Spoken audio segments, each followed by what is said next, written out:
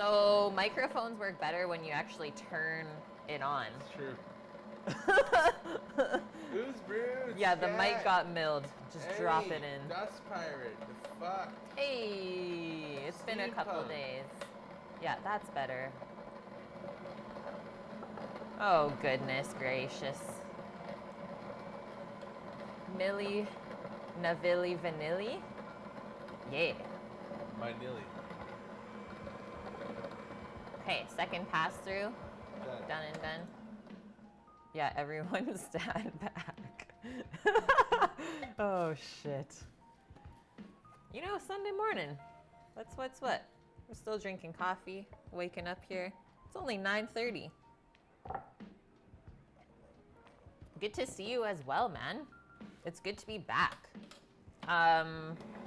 Very sorry that we weren't streaming yesterday, but our tour of the emu farm went a little bit longer than expected. We were there for like 2.5 hours and basically just exhausted after that. The people were awesome, but it felt like we just took a university course in like emu farming.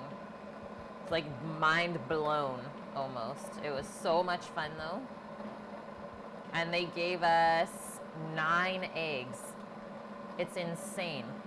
9 of them. We're like, yeah, we'll take a couple eggs. And they're like, no, you're gonna take all of these. Look at this egg. And so one of these eggs is a dozen chicken eggs in there, or like 8 to 12, depending on the size. So 8 to 12 chicken eggs.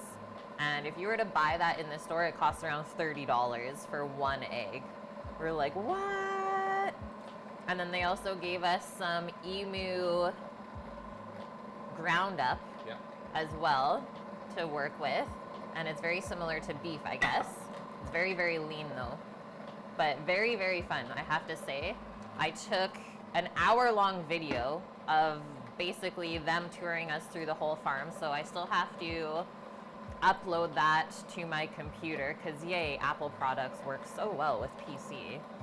But I still have to upload it and then just do a little edit and then I'll post it on YouTube for us. No, all the chicks were actually already, I think 3 weeks. Yeah, 3 weeks. They were old. 3 weeks old already, so they were like pretty big. Yeah, they were pretty crazy. They were really cute though. They're very curious, yet afraid of everything. Yeah. And they like to be in groups. Yeah. Sometimes, okay, so mostly pairs for breeding, but sometimes a threesome works. Sometimes. They had one trio, and the rest were pairs. Really fun though. They make some crazy sounds, I will say that. But like, yeah. This is a little guy that Sammy got. So cute. How many females? They had 100 females. Yeah. Hens in one pen. 100 hens in one pen, and they had over 300 emus there on the farm. And that's actually the only bird that's never been genetically modified at all for human consumption. So it's still the same as it was like hundreds and thousands of years ago, because they are from the dinosaur age. Yeah, sometimes it works. It's pretty cool. And then, so they're actually mostly used for the oil. So the fat on the emu, which is on the back part, they harvest, and for a liter of emu oil costs $200, you guys. So that's where the money goes. And apparently emu oil has all of these amazing properties for humans as far as healing for osteoporosis, arthritis, even cuts and burns and stuff.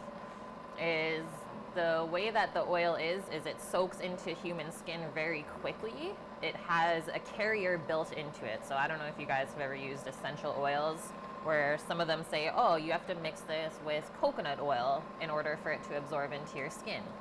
But emu oil already has that built into it, so it's supposed to be pretty amazing. Yeah, they need to make it dinosaurs again. But yeah, that was really fun. So excited to get that video done for you guys. And we're finally back.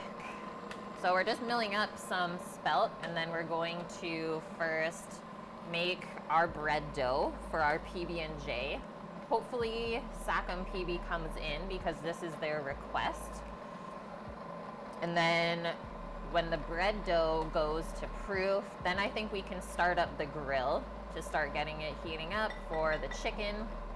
And then we'll kind of make our PB&J and move into our lunch, which is beer butt chicken with Caesar salad. We got some classics going on today, guys. The bread for the croutons. Yeah, that's true. We can make some croutons from the bread as well. What is Sacampb? They're a viewer. So they donated a while ago and requested that we make PB&J for them. Your tablet keeps shutting off. No! Hello, Vune. How are you? Vune! Yeah, Annie. Congrats on winning. So my sweater should be here sometime this week. Sweet. Sammy's merch sweater should be arriving this week. We'll check it out. He got a hoodie. A Cook with Kate hoodie. Okay, so recipe for the bread dough that we're using today is right here. Just good old classic white sandwich bread, but obviously we're going to mix in a little bit of the fresh milled spelt. So just be aware when we're mixing in whole grains is that makes it more dense. So we'll have to maybe add just a little bit more water than we typically need in order for the bread to work out the same. Maybe one more pass with this. Sammy says one more pass, but we could always take out while it's still grinding and start mixing up our stuff in the bowl and then just put it on. I know. I know. So dual purpose on the Incarcerum today. We got our little beer butt chicken setup here. You guys have seen these? Okay. I found this hiding. Nice little honey brown lager. I thought that would be really good with chicken. Sammy's wrapping Big Rock.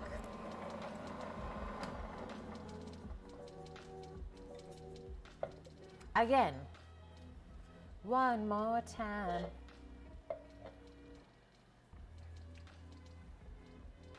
You're surfing the fields of green at the moment and baking butter tarts. Heck yeah, Vune. Please tell me that you're using the recipe that we made not so long ago. It is. It is It is. Yes. Annie, you found a prospective apartment. You sent in the application but haven't heard back yet. Fingers crossed, Annie. Fingers crossed. Yeah. Look at that flower top. Yeah, strategic product placement here. Holy smokes, that was quick, hey? Well, think about it. Like, August is already here. One more month and then school is back. Wow. Nuts. There goes the summer. Speaking of butter tarts, we got our revised version of our maple syrup emote. Oh, yeah. That looks really good now. See the maple leaf better. Doesn't look so much like a beer growler anymore. Yeah, that's what I thought. Just a little bit of tweaking. It's good. The scissor. Okay, so this recipe that we're using for the bread makes one loaf, one large loaf. I might have to go steal the bread pan from upstairs though, because they have a bigger loaf pan. Do it. Okay, I'll watch this. I'll be right back, guys. I'm gonna mute this because it's gonna go fuzzy.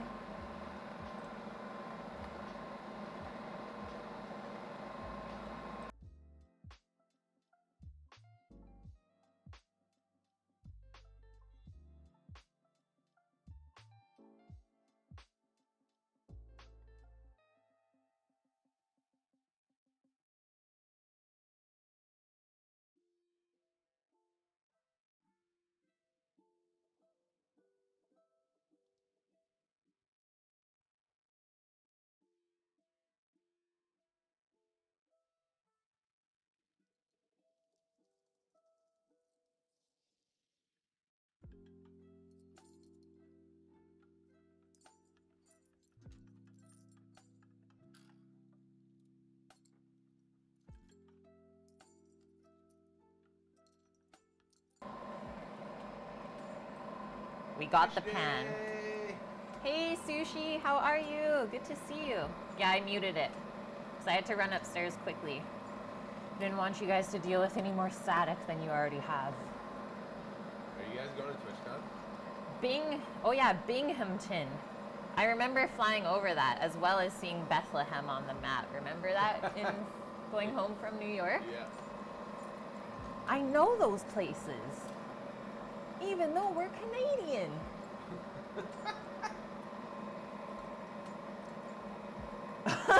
Your balls looked way better than they had any right to. Oh no. Good looking balls. That's what we want. You should go get. I wonder if they still have the. Hojerific. This is what's going up our chicken butt today. Honey brown. What was the really good one from Big Rock? Oh, I think I saw the tweet that you guys posted. It's like, we're never letting our viewers choose our ingredients again. That's why I've never done that. It's like, I know what you guys want to see. It'll be funny for you, but not so fun. Not for me. Yeah, sorry, I'm Sushi Day's twin. It's all good. Uh-oh. Look at my peak of flour. Nice, Sammy. Okay, that's looking good. So we got our loaf pan. Feels good. Next step for making bread is we want to get some lukewarm water, as well as our yeast and whatever sweetener we're using to feed the yeast. So this recipe uses honey, which I am so down with, but you could also use sugar. Obviously, honey is more natural and probably better for you. And best part about this website is that you can choose to weigh everything out in grams instead of volume or ounces, and that way it's a lot more accurate. Thank you for the follow, Sushi Day. Yeah, with some fresh milled flour. We thought it would be the right day to do that.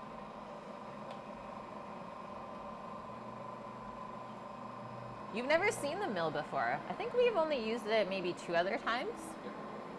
Trying to get to use it more though. So no ostrich egg, hojerific, but emu eggs aplenty. We have 9 emu eggs. A little bit overboard. And then another thing that they can do with the eggshell is carve it. So we have a Native American friend here on the island who basically carves totem poles and like all of that beautiful artwork from the Native Americans. So we're gonna give him an eggshell and then get him to carve something into it and give that back to the emu farmers who gave us the eggs. So we thought that would be a really nice thank you. Sunday is a good day for milling around. Yes, yes, yes.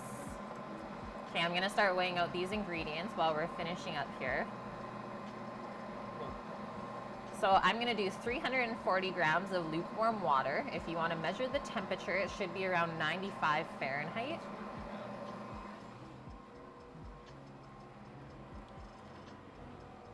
I'll probably do one more pass. Okay, that's fine. And then we're gonna make our raspberry jam. We're gonna blend up our peanuts. And we're doing everything from scratch. Hopefully it's the best PB&J ever. A little lime zest with the raspberry jam. That could be good.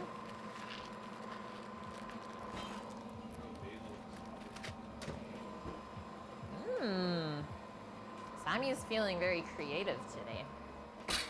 Strawberry basil or raspberry lime jam? What?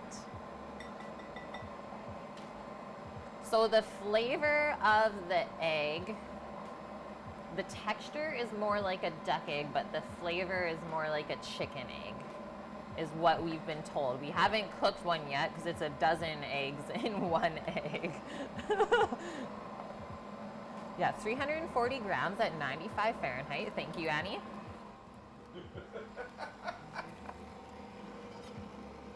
Yeah, ew, math stream. Is this Kate?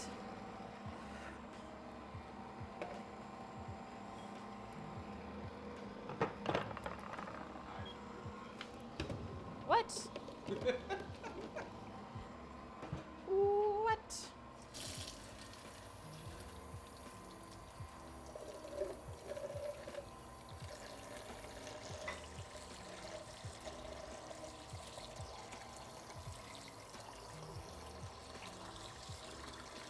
You egg pasta, I think it's good though. Yeah, emu egg pasta, guys. We thought we would use the yolk to make pasta dough and then use the whites to make lady fingers for tiramisu. Or rather, a biramisu. And use some stout in it. You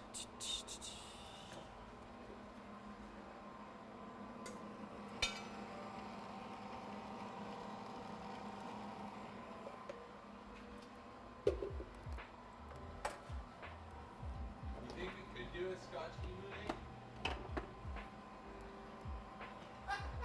It would be pretty epic.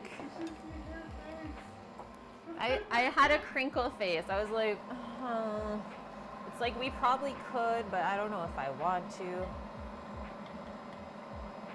Supposed to rain there. This brewery is located in Vancouver. Galen and I opened the restaurant and brewery. What was it? 2014. May 2014 or June? May. May 2014.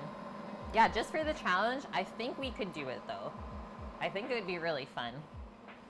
Okay, yeast. Next up, we got our water. We gotta get our yeast into there, wake it up. So 2 1/4 teaspoons Make it up. of yeast.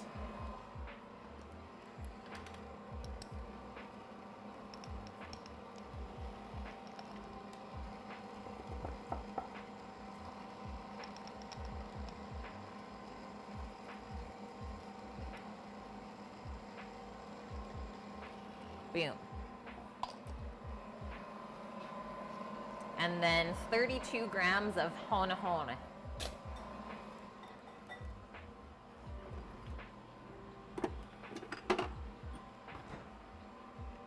You don't need any sugar, you're sweet enough.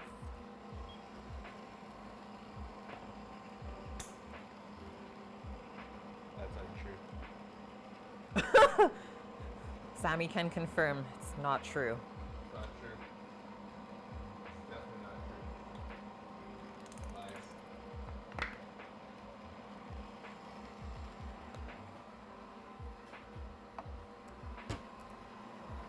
Some light in this biznatch.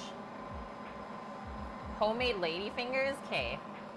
I'm so down to do biramisu again. That was really, really fun. And that was actually one of the top desserts at the brewery that I made at the restaurant. So it's like, how do you incorporate beer a couple of different ways into your items? Into the mascarpone. Yeah. So I would make the espresso reduction for the ladyfinger soak with stout. So there's the beer there. And I think that was it for that dessert. And then I would use the spent grain blended into flour for some other stuff, like a s'mores crust. Really fun. Okay, so our yeast is getting happy. It's starting to dissolve into the water. Just kind of swirl it around with our honey. And then while we wait, I'll measure out the rest of the flours as well, and then all we have to do is put our mixing bowl onto it and mix everything up. Shouldn't be too bad. We're making bread. Honey stout actually goes very well with desserts. Yeah. Yeah, stout is super good. Most people think it's like very strong in flavor just because it's dark, but it's not at all. Already getting fermenty. Yeah, smells good. Smells yeasty. Okay, and I can start prepping some butter as well. We need 28 grams of softened butter, so we're gonna add a little bit of richness to our bread dough that way. That's what makes it really soft and fluffy, as well as dried milk powder. So those are kind of 2 secret things that bakers use for white bread. to get it really soft and fluffy like that. So anytime you're using dairy products in your bread dough, that is what is gonna happen. It's soft and supple like a baby's bottom.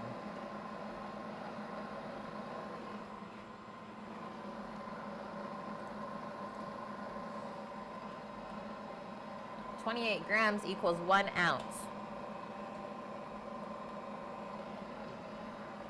Ounces? What is that? I knew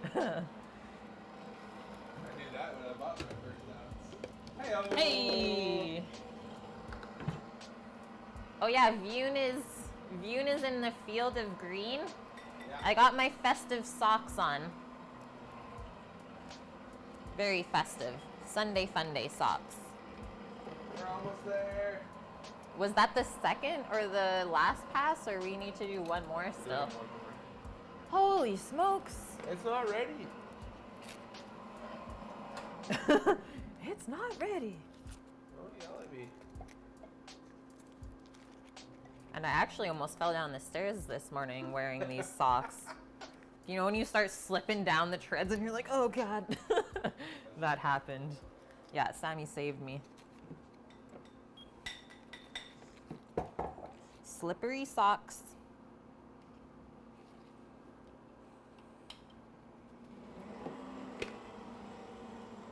Now you're making flour power. Flower power. There you go. Thank Take you. whatever you need. Thank you.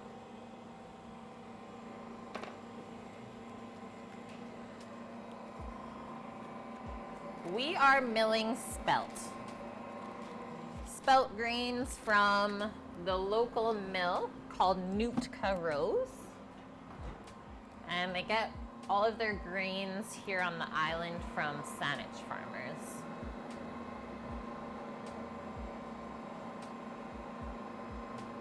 You have to go buy a carbon monoxide detector to satisfy the New York state law. Typical.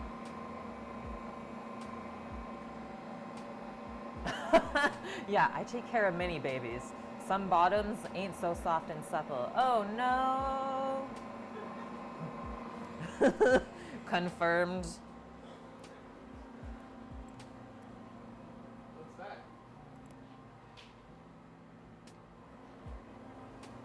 What do you need? Oh my goodness. Okay. Milk powder. Oh wow. I'm running low. Running low on this. That's good though. Finally use it up. So 35 grams of the milk powder. Oh, this is looking really good now. Let's get a close up. Yeah. Look how fine that is. So that took 4 passes then?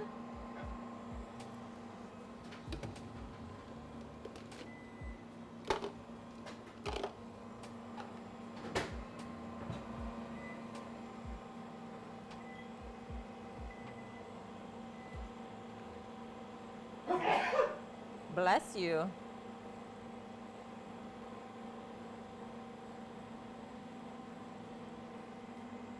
Oh. You want milk or something? Soften, please. Ish. Thank you. Okay, and then 482 grams of all-purpose flour. So let's do 400 grams of all-purpose flour and 82 grams of spelt.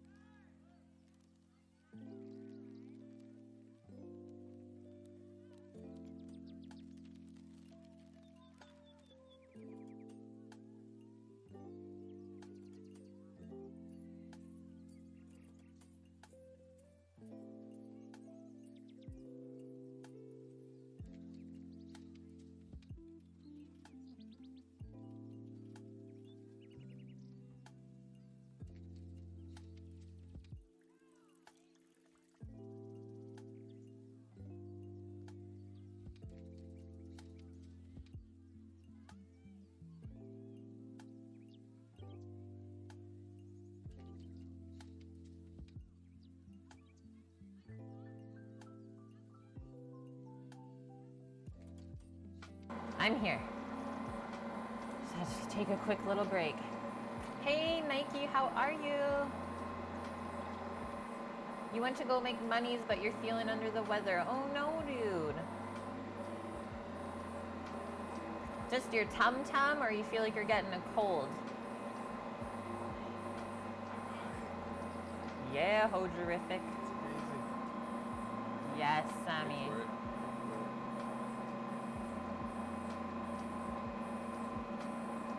Wait for it. Wait.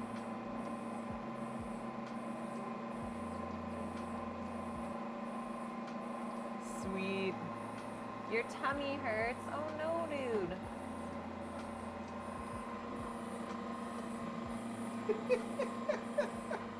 What? The sound, yeah. Does that mean something's stuck in it? No. Okay. Okay, so 400 grams of all-purpose flour or bread flour. Hello, can't talk. No, I'm gonna say that for pizza dough. And then we'll do 82 grams of spelt. Just because the spelt is going to soak up a lot of liquid, so we don't want to put too much in the bread. Otherwise, it'll just make it too dense and heavy. Oh no, Nike. Sometimes if you do that though, you feel so much better after. Just get whatever it is out of your system.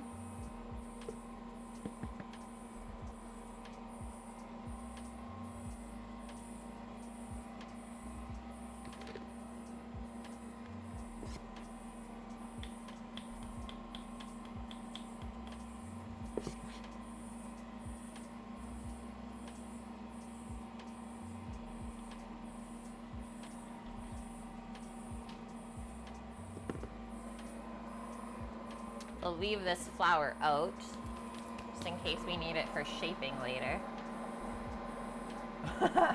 Lurk. Yeah, a little Mary Jane tea. Good to go.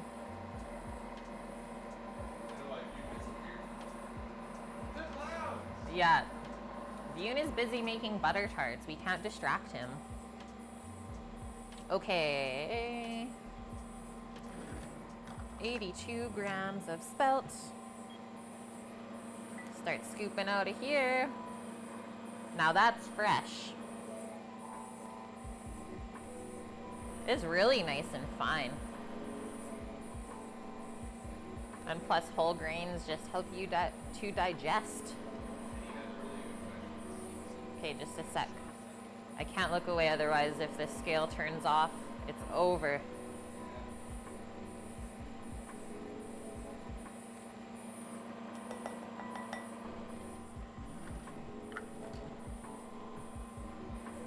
There we go, guys. So we got our milk powder. We got our butter softened. We got our flour. And last thing we need is 1 3/4 teaspoons of salt, which will be added at the end. You just got back, Bune. What's up? Nothing. We're good. If I were to access my vegetable garden, assess it. What changes would I make next year? I found that I had a pretty bad problem with like the black flies and aphids. So I think next year I'm gonna have to put netting over a bunch of stuff so that they can't lay their eggs on it. So, you know the little white butterflies that are always flying around? They're the cabbage moths. And so they love basically anything that's green, and then they lay their eggs on it, and then it gets insane. And we have a bunch of ants here too, which actually doesn't help the problem because the ants then farm the aphids and like take care of them until they hatch, and then as soon as they turn into the bug instead of the larva, the ants eat them. But it's still not enough. Like they don't eat all of them, so it's still a problem. So I definitely have to put netting over everything basically the first part of the summer when the moths are really bad, and then we can take it off afterwards after we notice they're not coming back at all. And then another one is our potato. Our little potato field we need bigger bags for them. So we're actually going to do the tire method. I don't know if you've ever seen that, where you fill the tires with dirt and keep stacking them up, probably about 4 high. And then the potatoes start growing in the well of the tire. And then when you go to harvest at the end of the year, you just knock all the tires down and harvest your potatoes that way. We just didn't have enough space this year. So we're gonna move that to the other side of the yard. And I think that's about it. Everything else seems to be doing really, really good this year.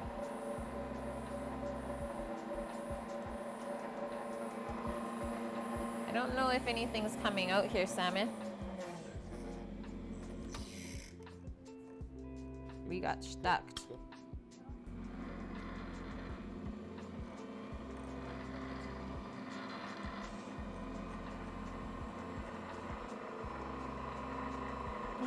Yeah, I was gonna do that this year, but I got tired.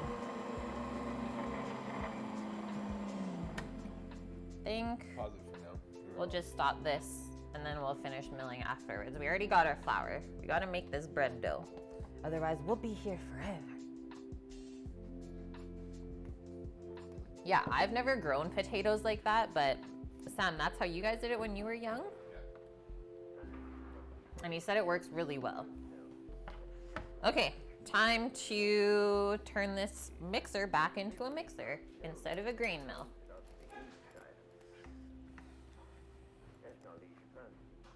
Zoom out. I am going to move this camera up so we can see inside of the bowl. This stuff is pretty floury. Gotta clean it up first.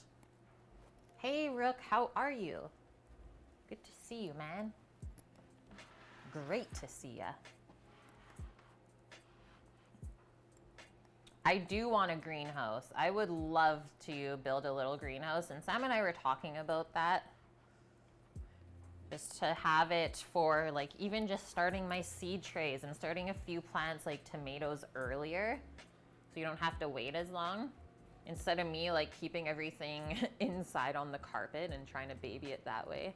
I would love to just build a little greenhouse. Even if it's just like made out of poly, just a little wooden structure. I think it would help a lot. Okay, that should be good. Let's see. Well, maybe not actually. Not high enough.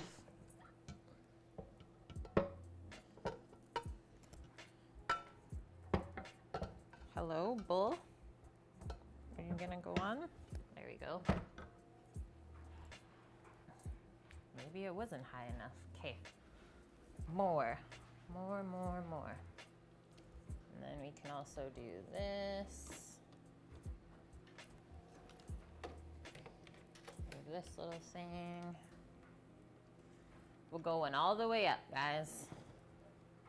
Nothing can stop us. Okay, that's good.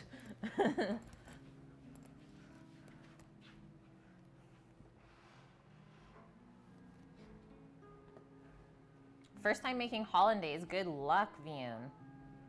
I have faith that you will easily make it.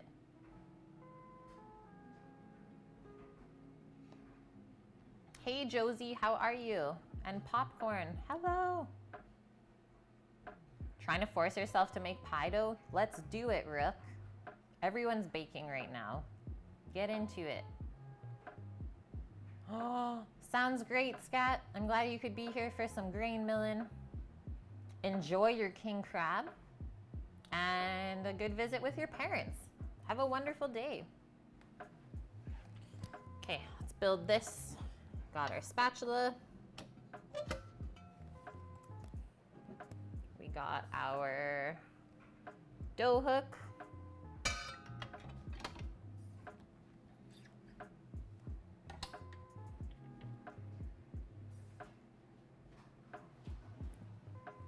Next up, we can put our dried milk in now. And our flour. And we can start actually mixing it on low. It's okay if we add the flour as this mixes.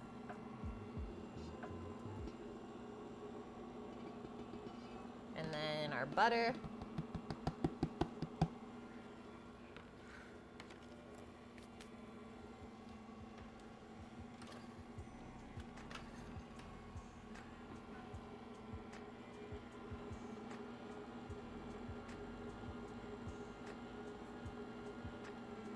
Rook, did you make some steak for your brother?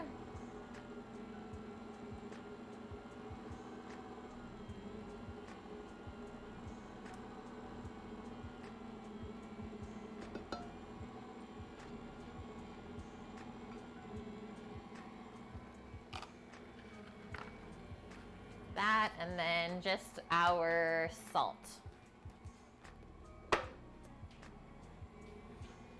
Which I think it's 1 3/4 teaspoon. Yeah, 1 3/4 teaspoons of salt. You always want to add that last because salt and yeast do not go together.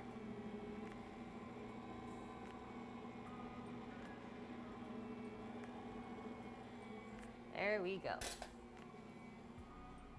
And then this should take, oh, maybe around 10-ish minutes to mix up. You can turn a little bit higher. Now that it's mixing. Nice, Nike. I'm glad you're feeling a bit better, dude. I'm sorry that you're not feeling well. You still have the third steak left over. One you did was 42 ounces? That's a steak.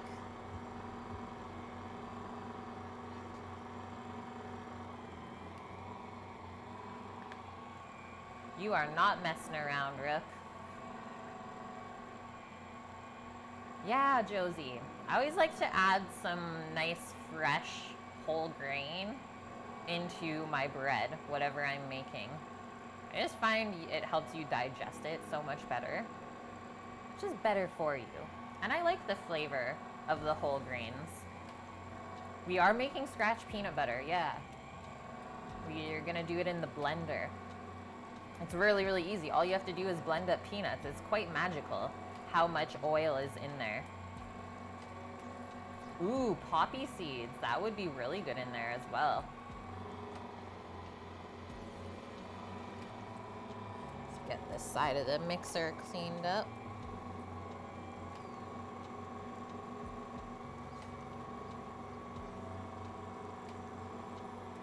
And so we're gonna mix this dough until it looks very smooth. I know you can't really see. Maybe if I do this, maybe see a little bit better.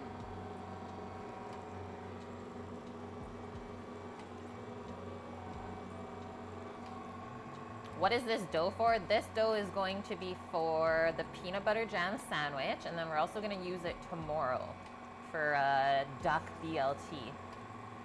Oh yeah, we're going hard on this PB&J. It was requested by a viewer who donated to see us make this. And I was like, well, I'm not just gonna pull bread out and jam and peanut butter. We're gonna make everything. Feel like they deserve that.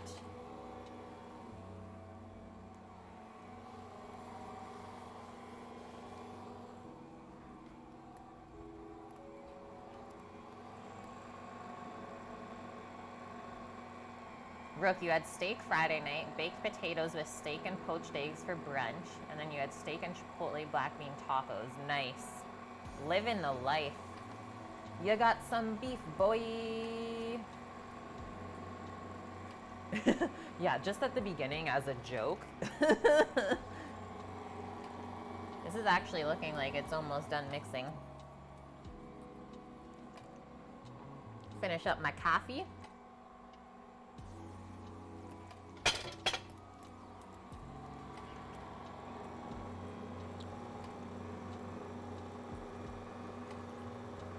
Sometimes I push the spatula into it to see how the gluten is developing.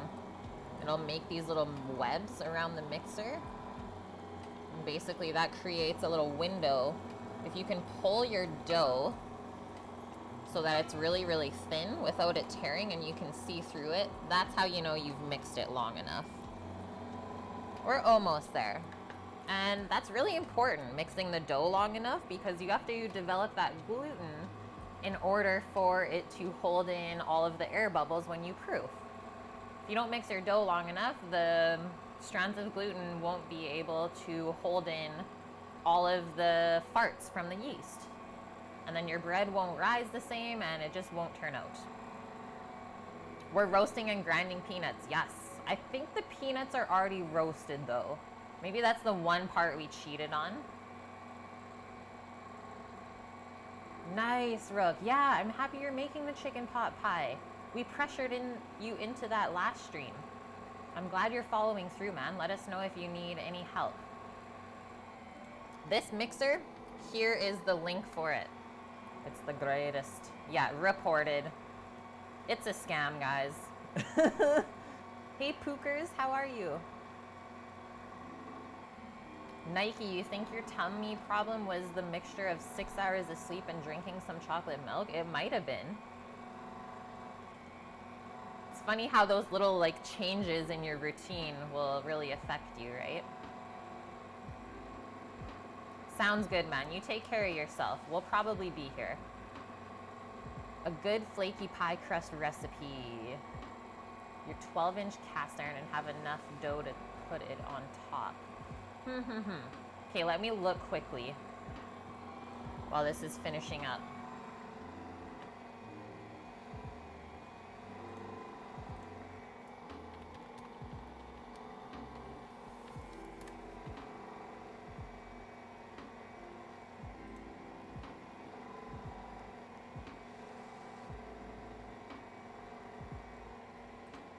So most pie recipes or pie crust recipes, Rook, do 9-inch pies.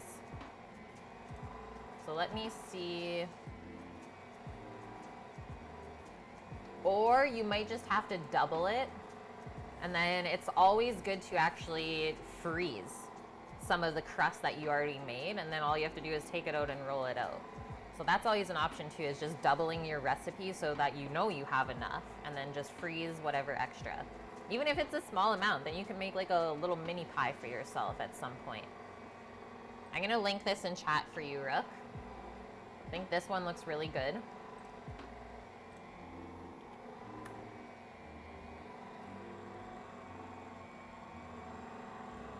But even doubling the 9-inch ones won't make a full pie.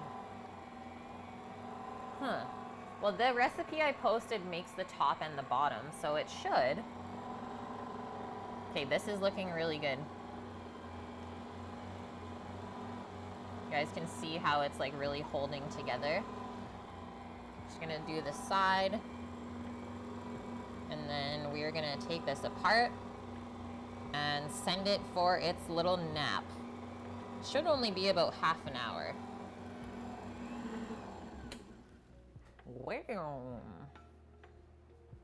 First step, unplug the mixer. Safety first.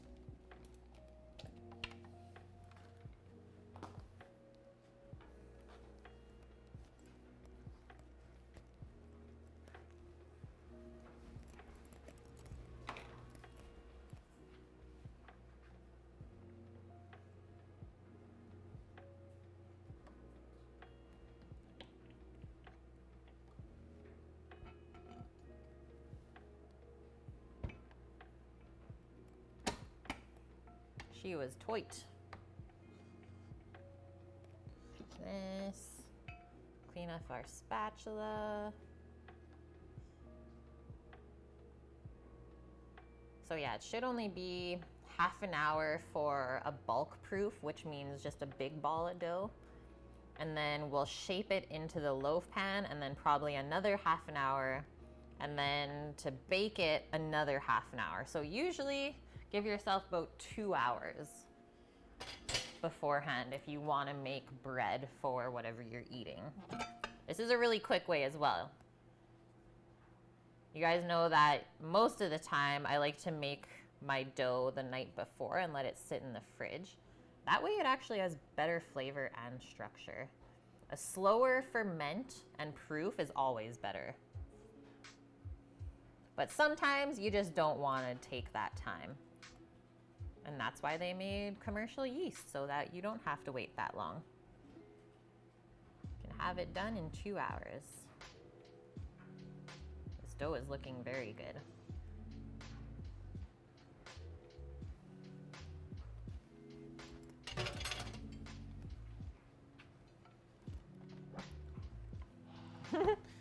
Yeah, I like big crusts and I cannot lie.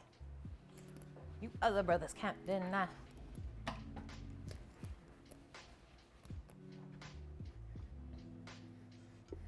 So we'll just scrape this up into one ball and we'll cover it with plastic or anything really to keep it from drying out.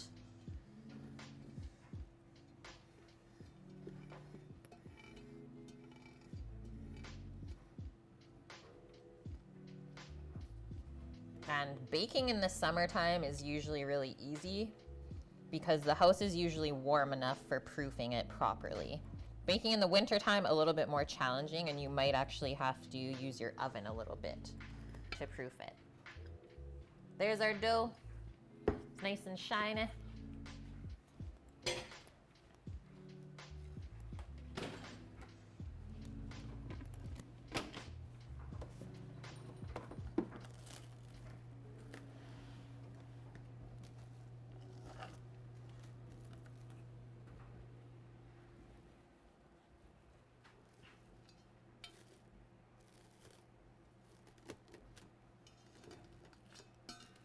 Nice and tight, and then this should start to actually look steamy.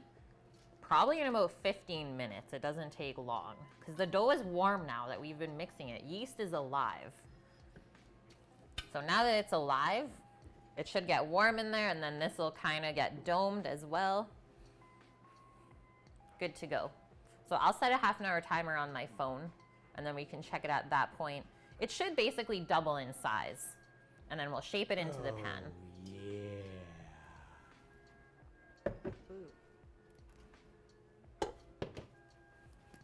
Going to turn this camera back down. Is that a buff Bagwell I see? And with a resub? Doo-doo-doo.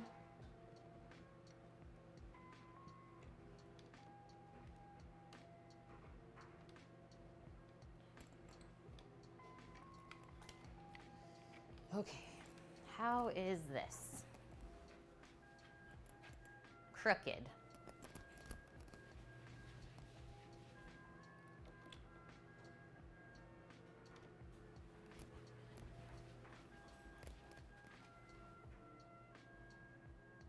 Yeah, there we go. Buff, a boop, boop to you. Thank you very much for the 8 months, man. I hope you are well.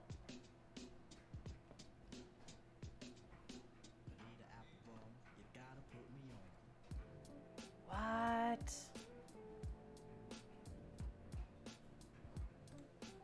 channel's got some good tunes today. Just like the cake, you are a lie. Hey, Freeman, professional cook there. Awesome. Me too. How long have you been cooking? Oh, you came from ZoboCat's host. Awesome. We love ZoboCat. She's in here quite often.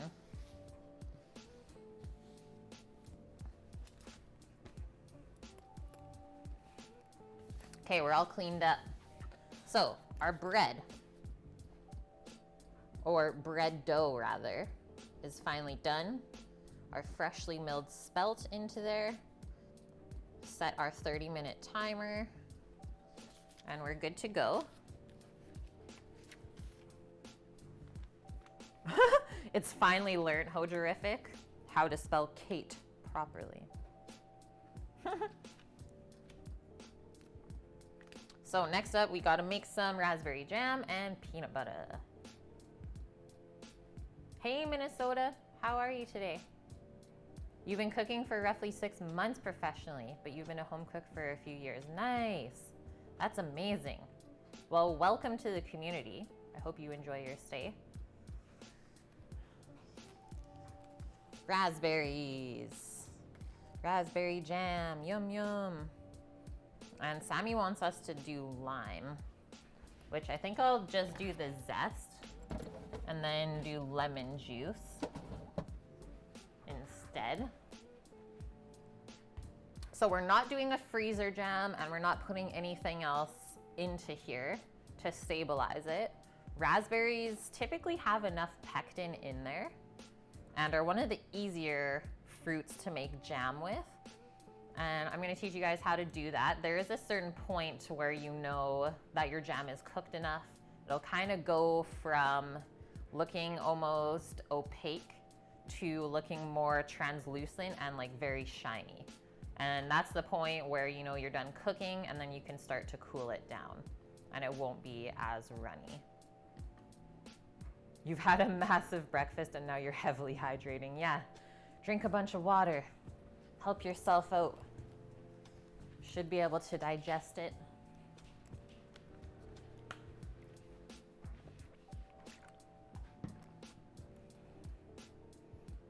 Yeah, I've been cooking for over 8 years, coming up to 9 now actually, closer to that side of things. You made your own cloudberry jam 3 months ago, you still got it. Oh, cloudberries, I've never had those. But apparently we have them on the island if I can find them and forage them. Okay, so first step here. Actually, I'm gonna use our enamel pan for this. I think this will work a lot better.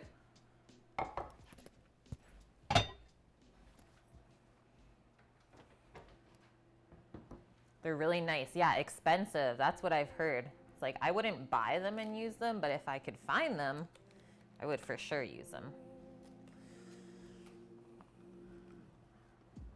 So just pick through your berries. Take out any that look like maybe they're too soft or not so good.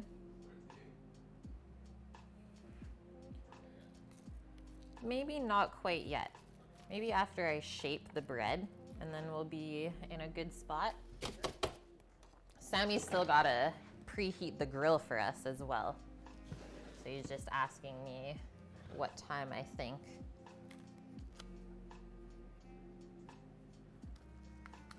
Yeah, it just tastes like a cloudberry. These cloudberries taste like cloudberries. Today we get raspberry leaves with our berries.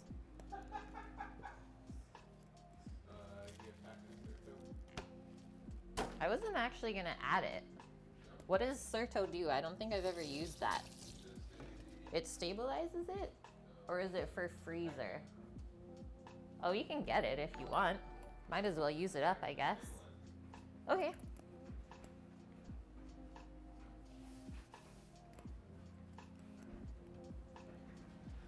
Let's do it up then. Okay, lemon juice. So the lemon juice does something magical with the berries and also helps thicken the jam. Yeah, no duck fat whiskey shots then? Well, I did drain off a cup of duck fat from that drip pan from the rotisserie the other day. A cup. I was like, oh, there's not much down there. Sam's like, are you sure? So I started pouring it out. We got a cup worth, so that's pretty good. We were gonna actually bust out some beers when we start grilling up that chicken outside. We have a peach Hefeweizen and an apricot sour called Apricotopus.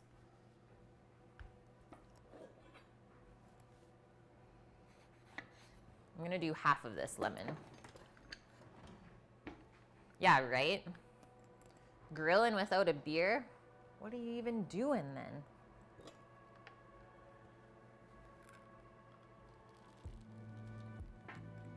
That's a juicy lemon.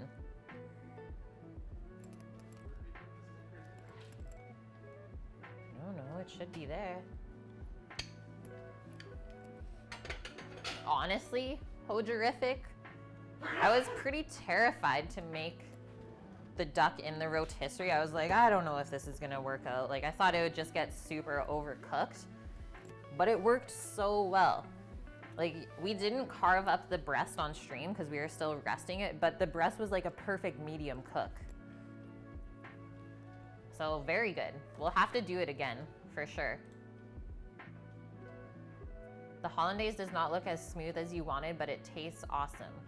So maybe you had your butter too hot when you were adding it to your egg yolk and you kind of cooked your yolk a little bit. That's my guess, Vune. Okay, so I think I can get this onto the stove top now. I'm gonna wait for Sammy to grab that Certo or the little bit of pectin for the jam. So it's your choice whether you wanna use something like that or not. We have it, because we just bought a little canning setup from this lady and she had that with it, so we might as well use it up. That's exactly what happened. See, once again, you already know what happened and what to fix next time. So then next time you make hollandaise, don't be scared. Just know what you should not be doing. I find that that's kind of how you learn to cook, is making those mistakes and learning from them.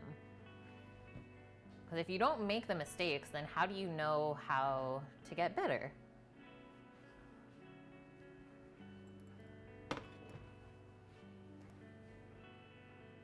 Stove.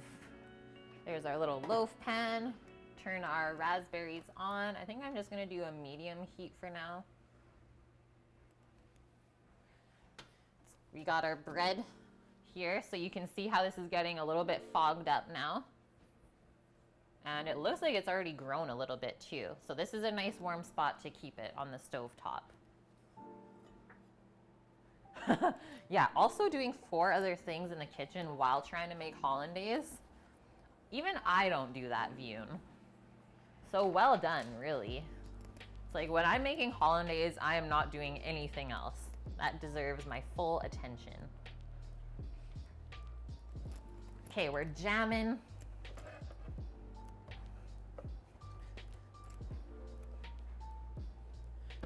Getting our blender for our peanut butter.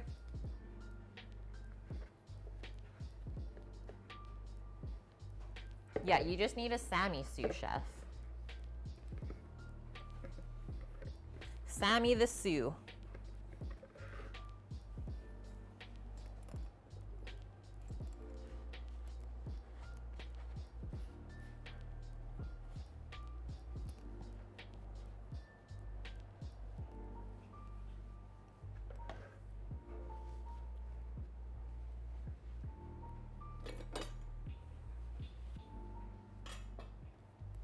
Everything else turned out nice? Well, then you're perfect. You're good to go, Vune.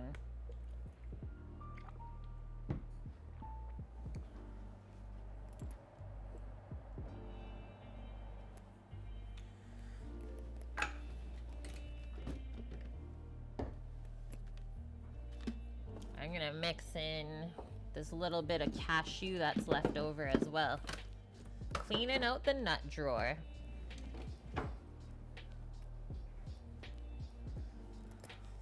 You bought a wild, or you bought half a wild salmon and put spinach on it, 20 minutes in the oven, yum. Then some taters and veggies with the hollandaise, nice. Yeah, salmon and hollandaise is so good.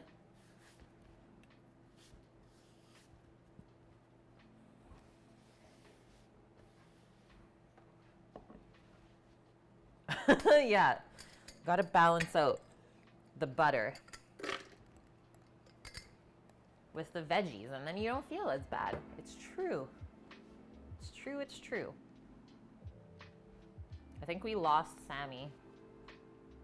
Okay, I'm gonna be right back for a sec.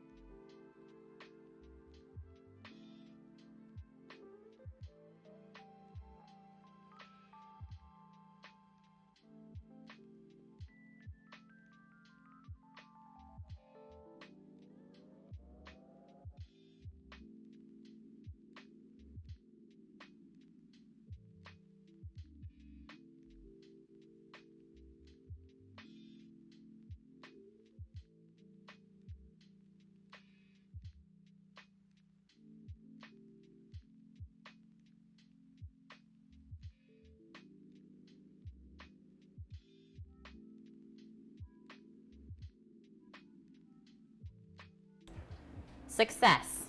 We got this Certo. Liquid pectin. Oh, it says no cook. What? See, I've never used this stuff before. So, yeah, Sammy wandered off again. We lost him. You're my wonder wall.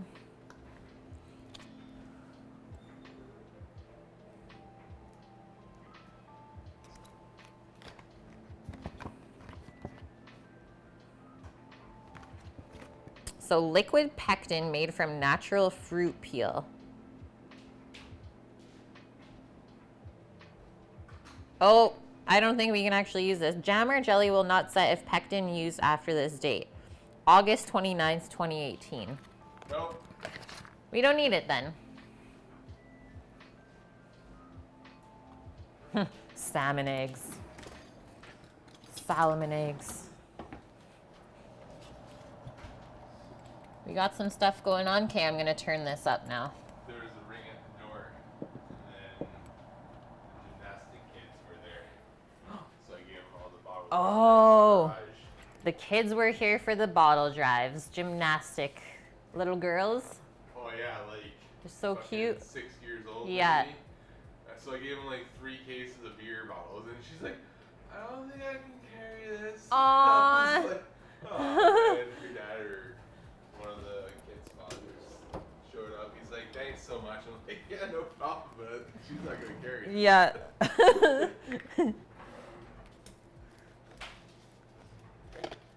Okay.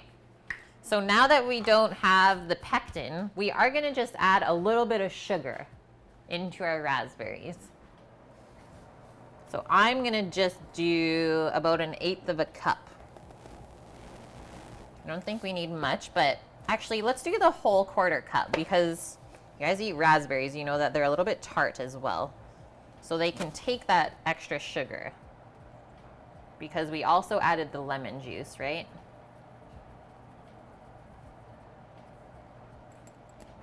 This is smelling really good already. Raspberry jam definitely reminds me of my grandma. I don't know about you guys. There are just some smells where it's like, it's how grandma used to make it. So yes, we're gonna bring this up to a boil, and this should take about 10 minutes to cook out. You guys will see what I mean when I say it goes from cloudy to more translucent and very shiny looking. So basically we're cooking the water out of this, right? If you cook the water out, then it gets thicker and more stable.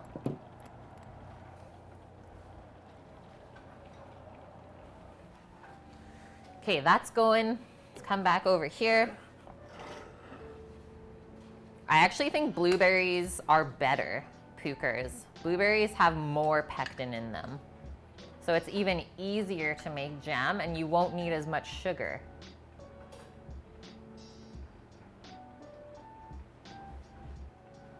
Ooh, red tart cherry. Yes, sour cherries I love.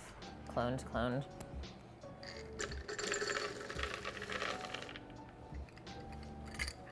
Is that too much? Nope. Okay. Brad's doing raspberry almond tarts and sweet with a little bit of dark chocolate. I might have to go help him.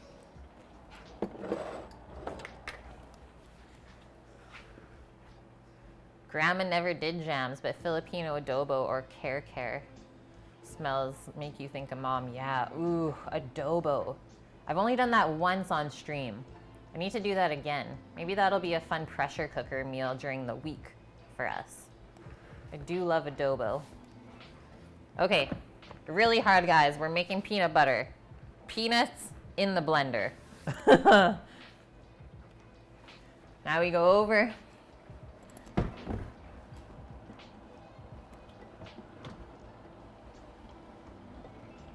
Sammy's got the grain mill posted up over here. Kind of sketch. And then we will need the little plunger looking thing that maybe comes with your blender, this little guy, to put in through the top and help it a little bit.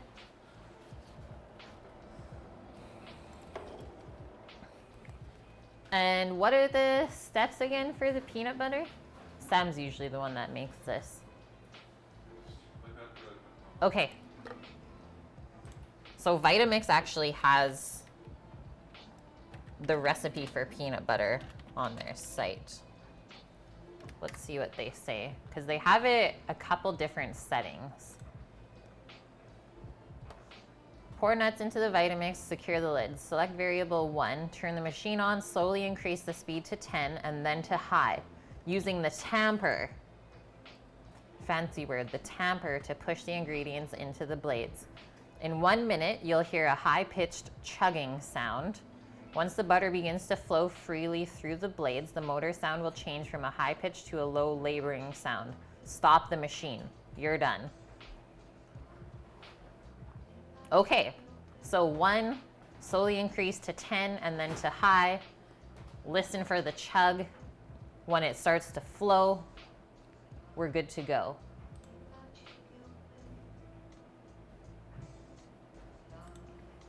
Yeah, love is good.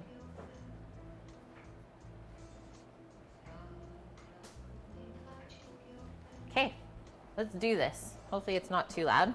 So we got that ready. Turning on.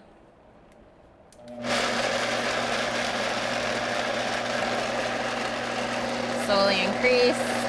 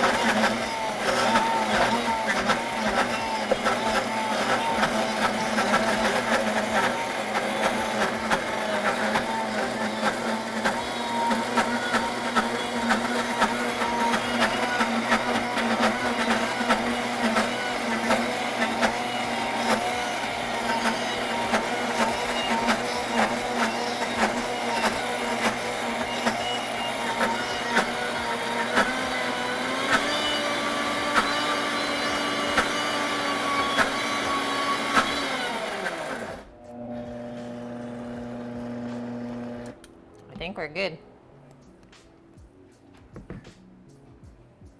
There's that chug. Oh yeah. And so then you can decide whether you want your peanut butter chunky or not. Sometimes if you blend it too much past the chunky point, you can just chop up peanuts and mix it into it afterwards. Yeah, cashew nut butter is so good, but that's like one of the more expensive ones for sure. Tamper sword fights.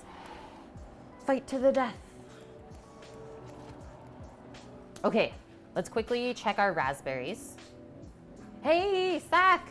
We just made the peanut butter. We got our bread. There's about 10 minutes left on it for proofing, and then we're gonna shape it into the loaf pan and wait another half an hour and bake that off. And we got our raspberry jam, the back burner over here. So see how that kind of looks creamy still, the way that the bubbles are foamy? So we still have to cook that out. And we have to do that by boiling it. Okay, quickly, back over here. Let's take our peanut butter out of here.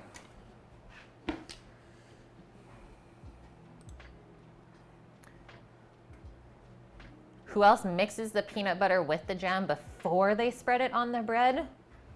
That's never been me. Although I have nothing against that.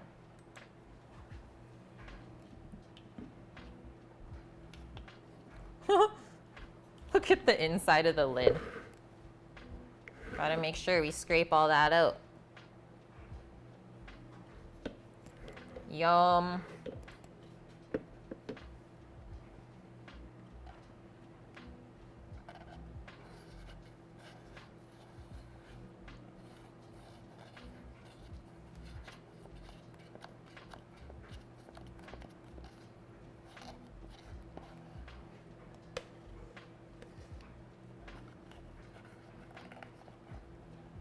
Could also mix a little bit of honey at the end.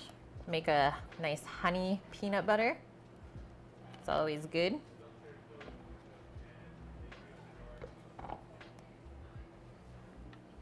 I keep them separated, yeah. I'm with you, Sac. It won't tear the bread that way. Ah, there is a method to this madness then. I like that.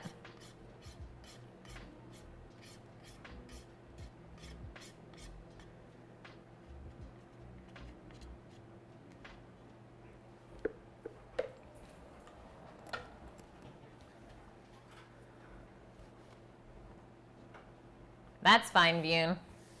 Sushi Day from earlier was an imposter. I wonder who it was. Some people are so funny.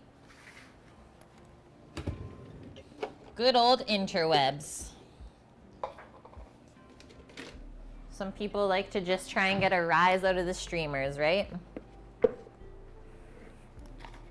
I'm a pretty boring person, though, to try and fool.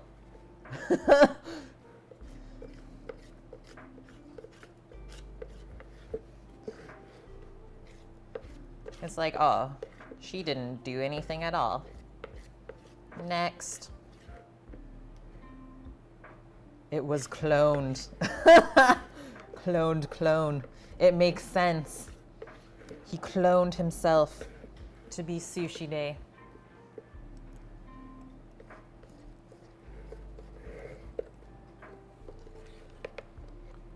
Peanut butters.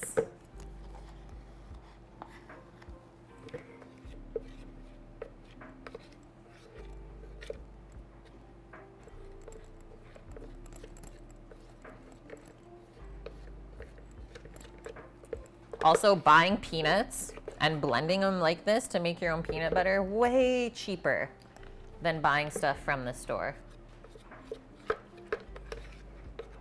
So if you also want to save a little bit of money, this is a quick way to do so.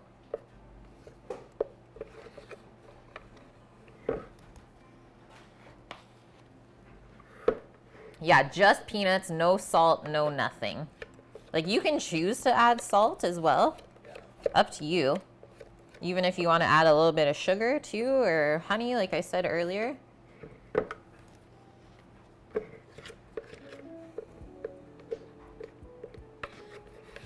I think it could benefit from a touch of salt. Peanut butter into coconut milk. Yeah. Yum. I like that. That'd be a good little curry base. Trying to get every last bit. Don't waste it. Let me peek at our raspberries back here. Oh, they're changing a little bit. Starting to change a little bit. It's gonna go darker red color instead of the pink that it was looking like before.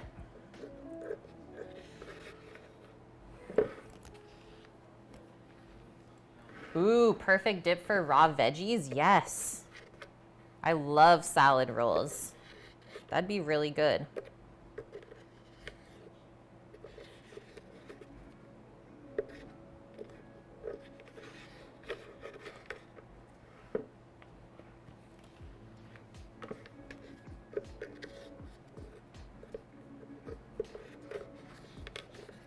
Okay, the last scoop.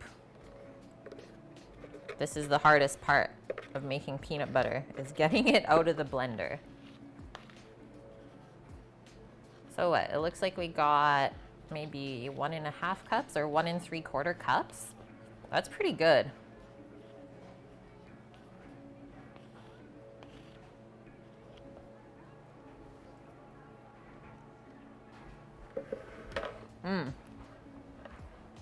Yum.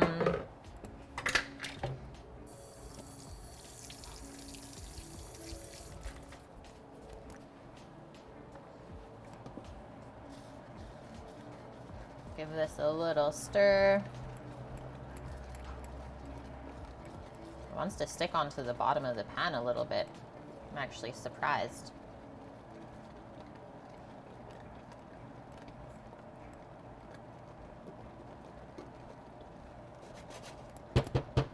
That must mean that it's almost there.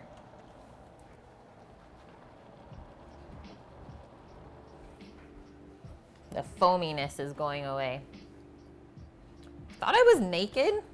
You crazy. Do I like this stove? I like it. Do I love it? No. Chefs always like to cook with gas. We like the fire. Playing with fire and knives, that's our thing, right, Just? But I would have to say, for being an electric glass stovetop, this thing works really well. Oh, Pookers, yeah, that sounds perfect. Peanutty noodles with adobo. Canadian butter tarts. Did someone say Canadian? But are you putting maple syrup in the butter tart?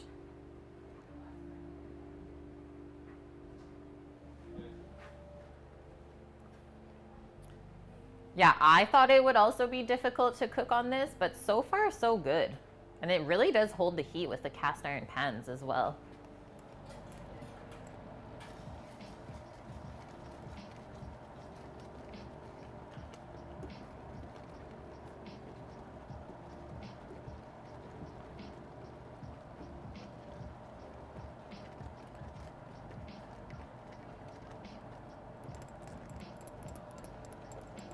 I think we're almost there.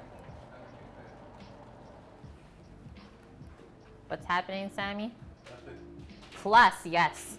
You like yours as well, Sac? I'm getting trapped. I'm not taking it. Oh no. I'm Yeah, not getting plus I trapped. like the glass stovetop for cleaning. It's so easy to clean.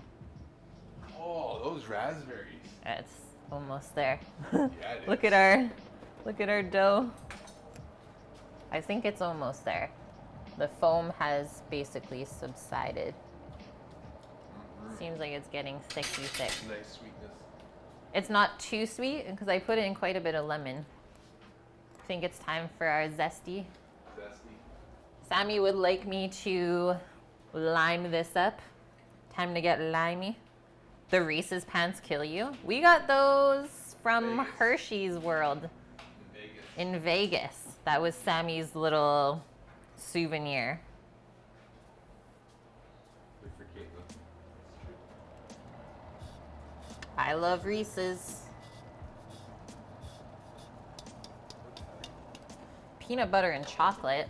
That's hard to go wrong. What is this tart? The butter tart. Oh. The butter yeah. tart. Yes.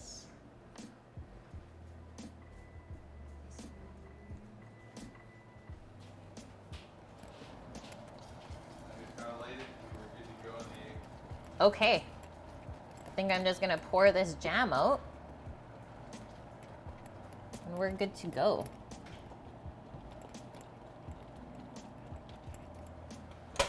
Turn that.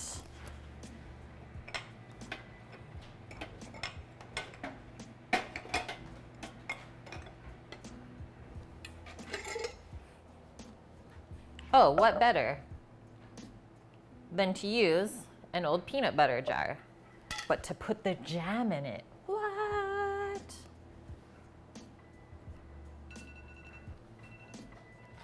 Okay. That's also our timer for proofing our bread. So let's take a look at that as well. Look at this. She's steamed up. If we look at the top, it's domed. So we know it got nice and warm in there. So next up for this is we're gonna shape it into the loaf pan. But first, we need to start cooling off our jam. So otherwise she won't set up in time. So notice how I added the lime zest at the end so it didn't overpower it too much. I should have worn a raspberry beret. Ah. What's all in the raspberry jam? Yeah, raspberries, sugar, half a lemon juice. So I used 2 packs of raspberries, a 1/4 cup of sugar, and half of a lemon juice, and then just a little bit of lime zest.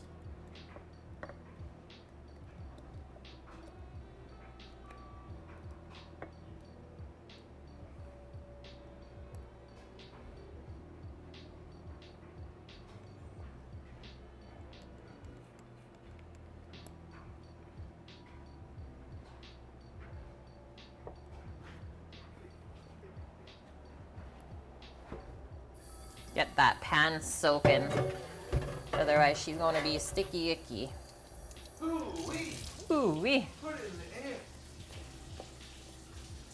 There we go, guys. That's some nice jam. Little jar of jam. I like how you have it in a peanut butter jar. Yeah.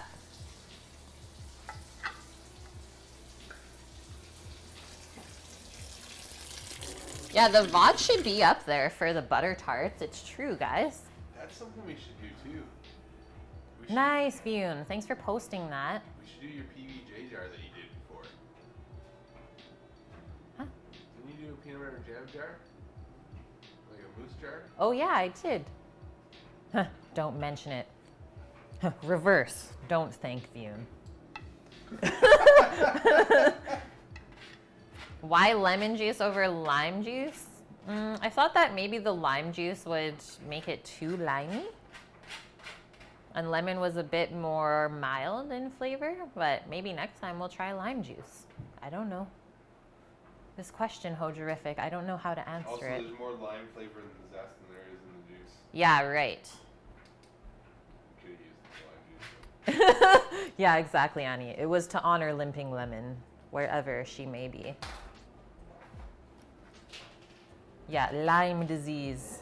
Where's that been? I don't know. Okay, so we're letting that cool.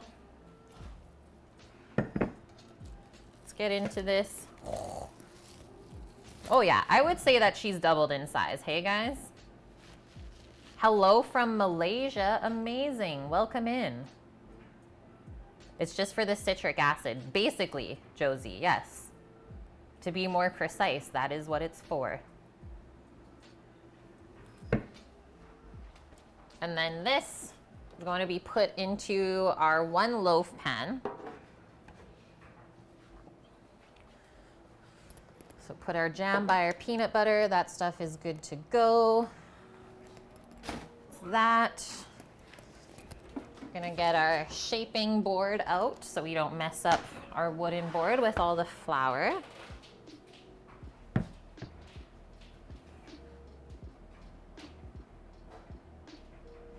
Zest is always a stronger citrus flavor than the juice. You are correct.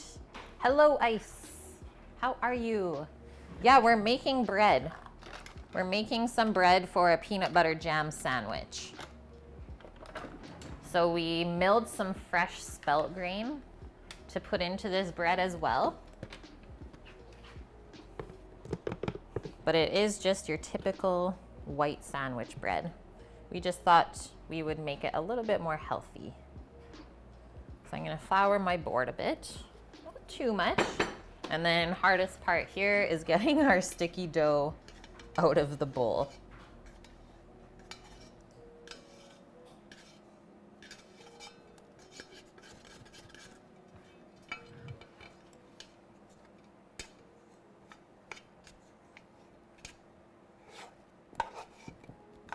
Feels really nice, so I have to say.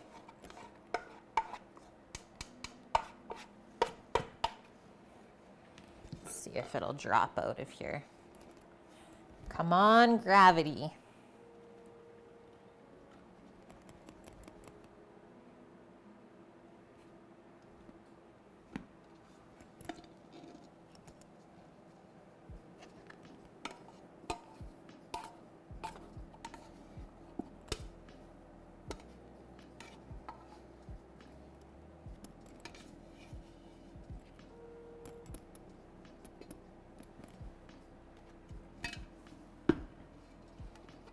It's so sticky dough.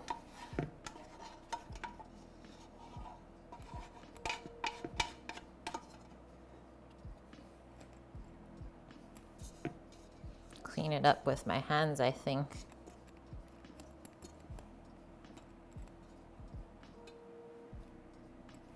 Usually when we add butter to the dough, it doesn't really stick to your hands as much. So it makes it easier to work with as well. So that is that. We're gonna get a little soak on the bowl as well, so it's not a pain in the butt to clean.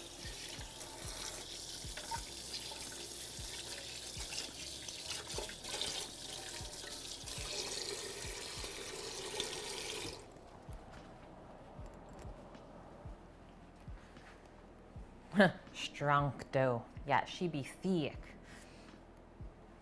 Okay, so basic shaping instructions. So we want our ball of dough to be no longer than our pan. So I think we're good here already.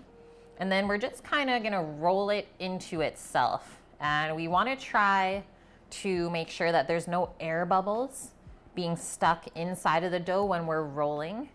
Because when you go to bake that afterwards, that's how sometimes you get a loaf of bread and you slice it and there's just like a huge hole in the middle of it. So that's what would cause that. So as we're rolling this into itself, we wanna make sure it's really nice and tight. And then also notice how I didn't flour the top either, because you want it to stick to itself. This is one of the easiest things to bake ever. If you guys wanna start with baking bread, is just making like an easy sandwich loaf. So start from this one side. And just start rolling it. Sometimes we have to bring in the sides if we think that it won't fit back into the loaf pan. So I think I might do that now. But once again, you want to make sure that there's no air in the side of it when you do that.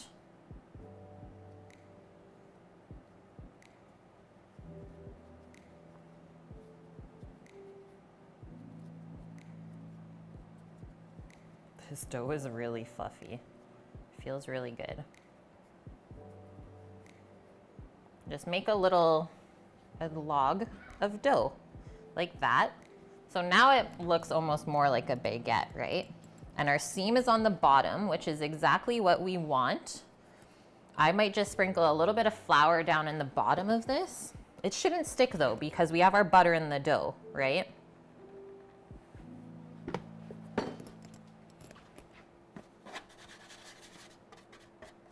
But we can always take the extra precaution. What's my favorite sandwich? A Reuben sandwich for sure. Okay, so now gently take our dough baby and just drop it in there. Ta-da! And so we're going to let this sit for another half an hour, and then at that point it should be a little bit domed and completely filled the pan. And then we can bake it and it'll rise even a little bit more. So that is that. And then for this step, all I usually do, just to save plastic as well, is just drape a tea towel over it, and that'll keep it from drying out. You don't want this to get really dry on top as it proofs, because then it will crack and it won't look as nice. Hey, you guys figured out how to gamble. Okay. Oh no. How terrific. Yeah, F. So I'll put that back over on the stovetop, set our half an hour timer, and then I think we should tell Sammy to start the grill up. I think it's grilling time.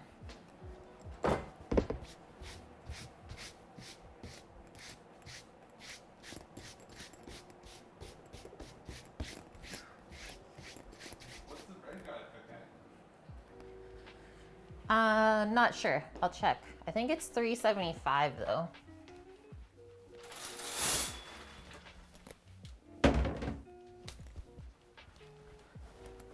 When your cutting board is too large to wash in the sink, you wash it in the bathtub instead. If you're like, what was that noise? That sounded like a shower curtain. It was.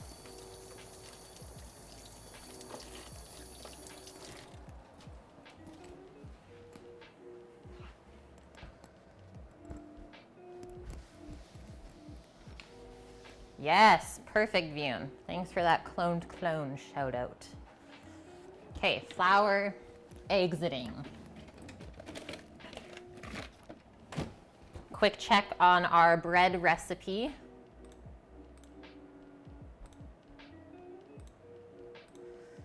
We are going to be baking at 350 Fahrenheit for about 35 minutes.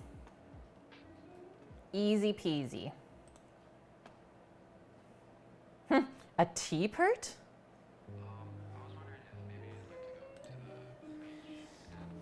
Okay, make raspberry jam, done. Blend the peanuts, done. Now we're just waiting on the bread for that. So our chicken, let's get this chicken out.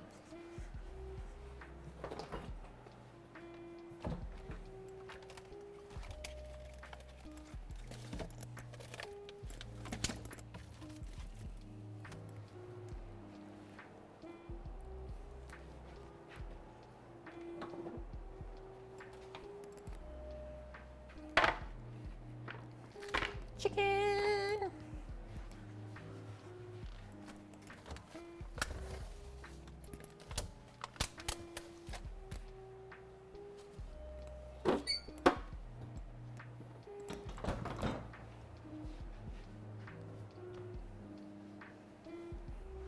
Hey, need coffee. Where do you go about requesting food? Yeah, there is a channel in the Discord called requests if you want to post there, but we can always chat on here. It doesn't really matter.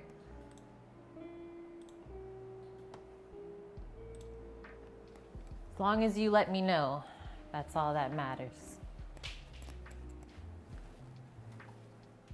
You can start it up. Yep, it's time to start that grill. It's time to start it up.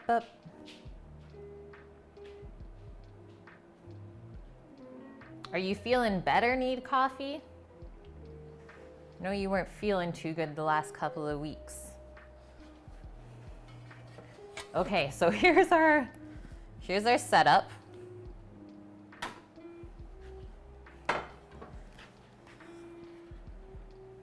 Our beer can to go up the chicken butt, beer butt chicken. But we have to season our chicken first. Much better now, nice. Nice, nice.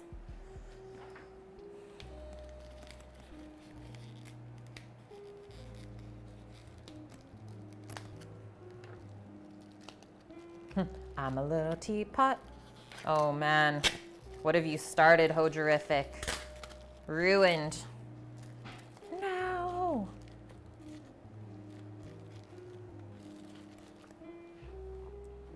Get some towel.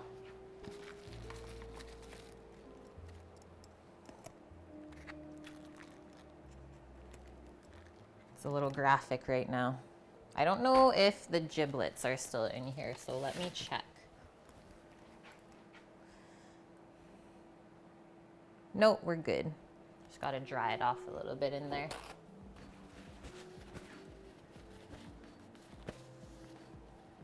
You should so do it, clone. Now that you said it, you have to. I've also been wanting to work on some gifts or GIFs for notifications. Yet you spoke too soon. You can't just throw that out there and be like, I'm too lazy. You know we won't fall for that. You know what you're capable of.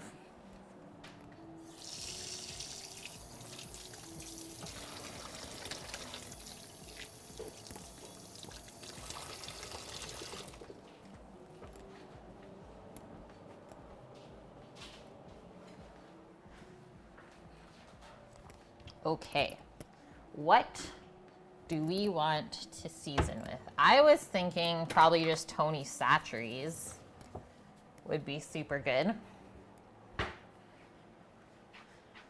It's so good on chicken, especially over charcoal. It is a free run bird, yep. It is quite nice, hey? What was the price on this? 14 bucks? It's pretty good.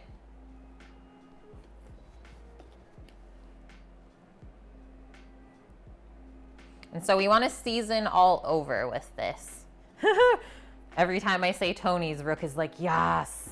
Did I hear Tony's? Yeah, except we're getting a little low here, Rook. Gonna need some more. So a nice coating all over.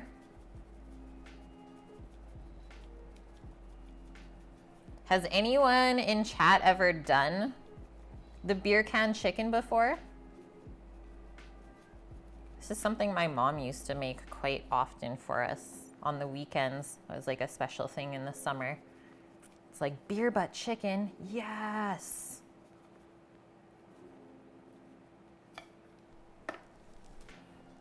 Oh man, this actually might be the last little bit. So Tony Chachere's, it has salt, red pepper, black pepper, chili powder, garlic, and that's it. So really simple. Salt, black pepper, red pepper, chili powder, garlic. Yes, Mike Sai. Okay, at least somebody in here knows what the heck I'm doing right now. You're not just like, what? What is going on? How have you been, Mike? Oh, need coffee. You did it once. Nice.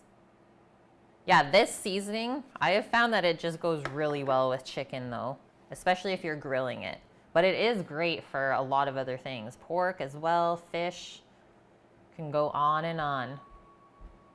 You smoked beer can chickens. Nice. Yeah, brining overnight is you'll probably get a more moist and more evenly seasoned result. But we find that when we do this on the egg, is the chicken always comes out moist. So if we see any little feathers that are kind of sticking around, we'll take those out. This is all part of prepping the chicken.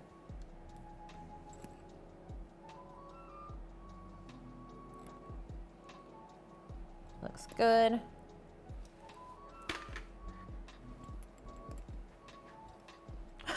Yeah, what's in Tony's? Well, the entire state of Louisiana. And they also make different versions of this. So this is the original one, but I think they make a garlicky one, like more garlic flavor as well.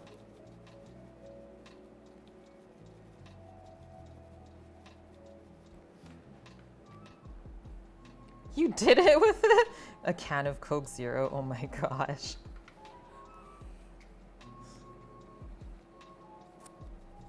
So we want to season all of the nooks and crannies.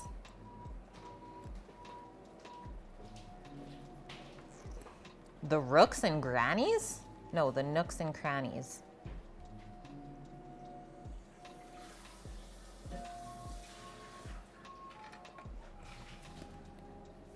Under the wings.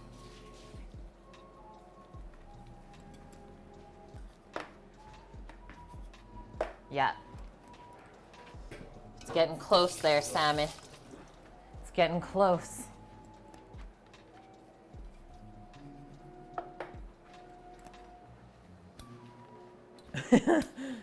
Yeah, I know what a nook is, but what's a cranny?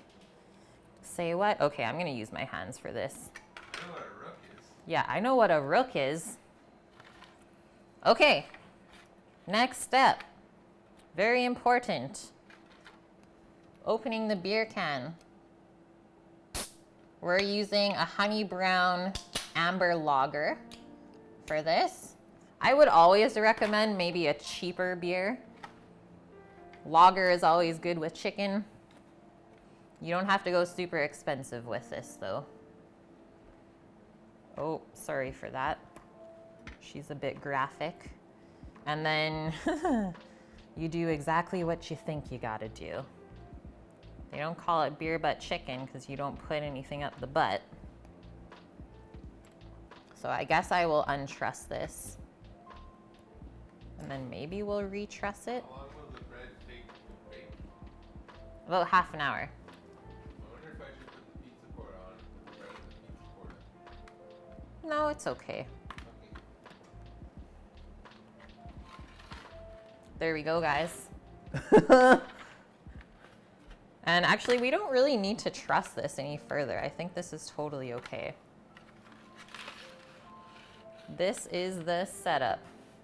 And it just sits there like that. So now I can see I can just touch up a couple of places with the seasoning, and then we're good to go.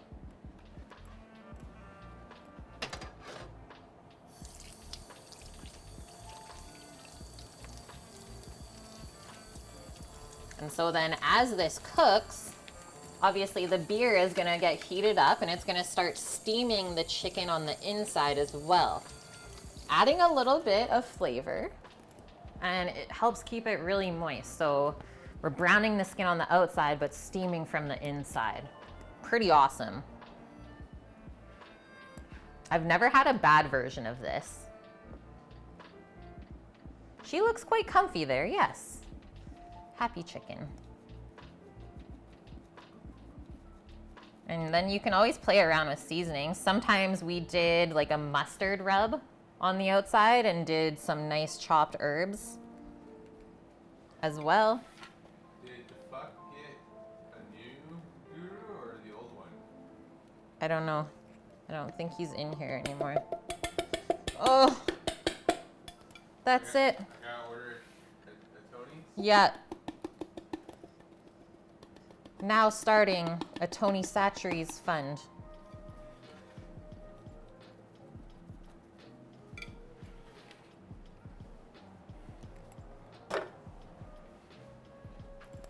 Would you season the insides as well? Hey, Scaramouche. Yeah, you clenched your butt a little bit.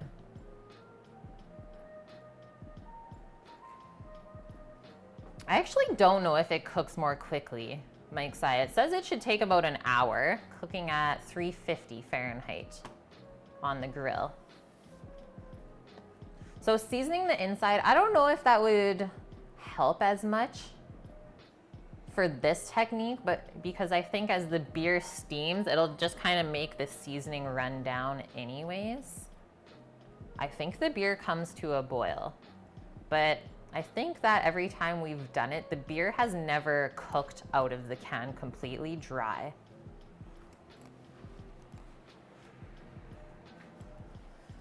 Okay, Sammy gave us our drip pan here. So I'm gonna do a quick little transfer. So you always want a little drip pan underneath. You don't want this to start dripping and flaring up on the grill. So whether you use like a little pie pan or some kind of drip pan, definitely recommend that. Because flare-ups make things taste not so good.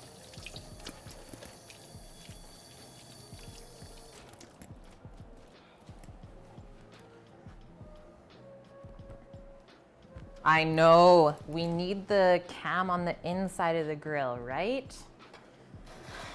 Speaking of grill, oh, she's heating up quite nice. Quite nice. We're spying on Sammy, he doesn't know. He's peeking in. Careful. Okay, so chicken is prepped.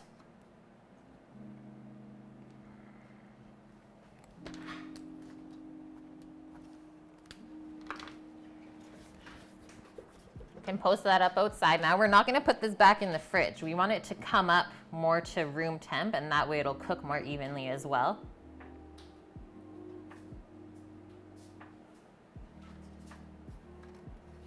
Good to go, Sammy.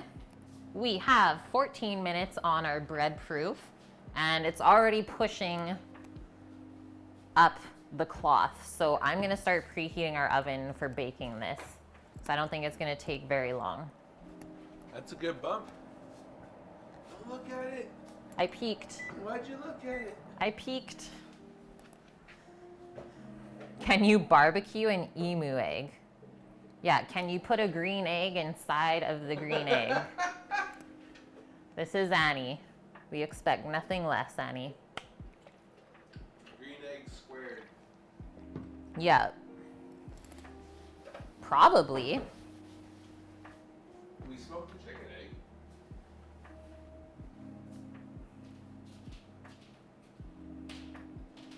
The metal stand you have to buy separate. And you don't even need the big green egg brand. You can get a much cheaper brand. I'm sure you can find those at like places like Walmart, etc. An all-purpose store. Bye, Annie. Thanks for popping in. Good luck with everything. Have a wonderful day.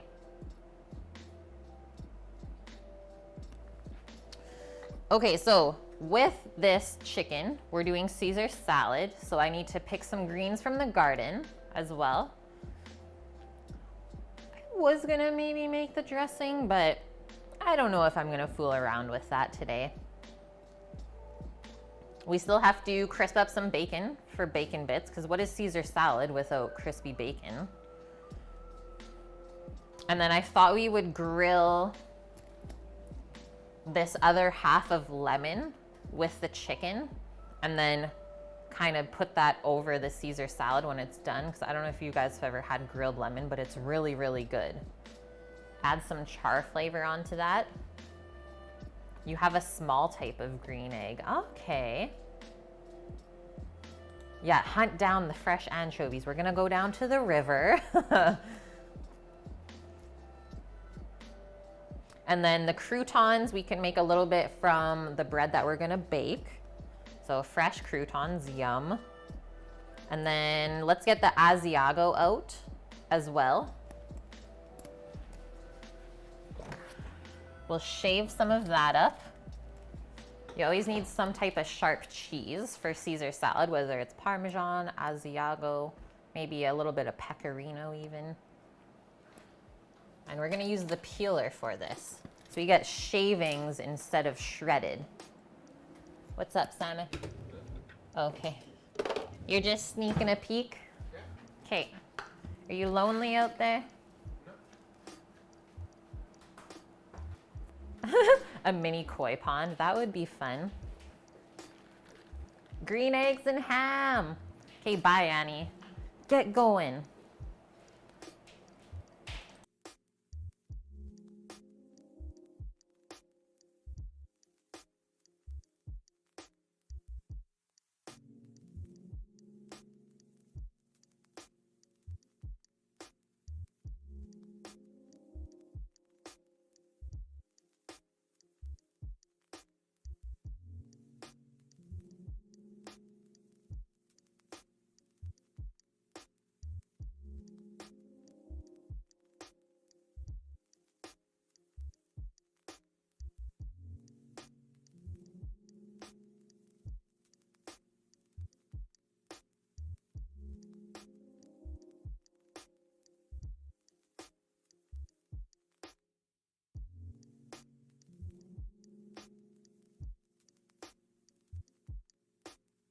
Okay, I'm back. If I had a fish tank or koi pond, what would I stock it with? I don't know. I did like having fish when I was younger though. Look at a couple goldfish. Also the fighting fish as well. Okay. Nice shavings of this. Yum.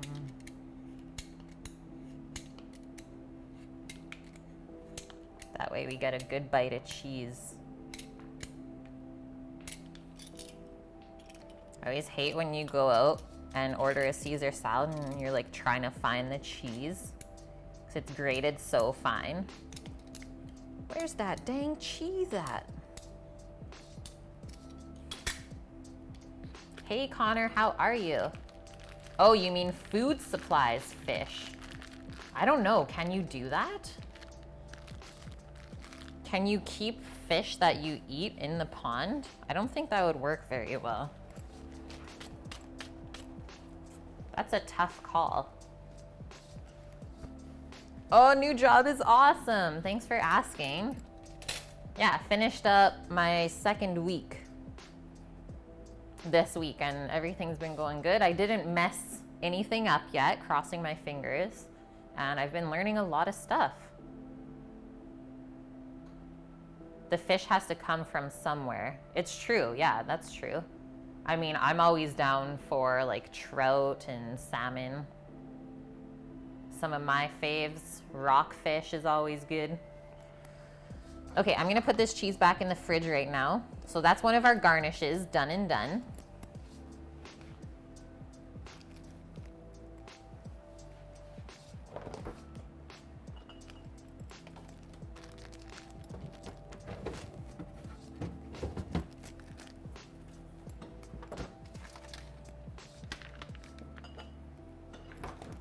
Maybe I'll fry up a couple of pieces of bacon while we're waiting. He kept trout in a doughboy pool? What? Hey Maria, how are you? Yep, totally okay to post a link. Thanks for asking.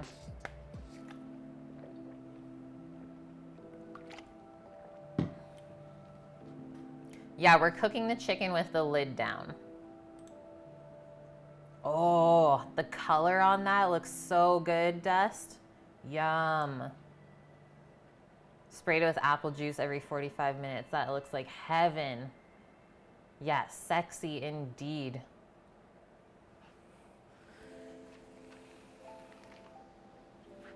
Okay, do you guys see this little bump? Our little bread baby bump? It's happy, happy.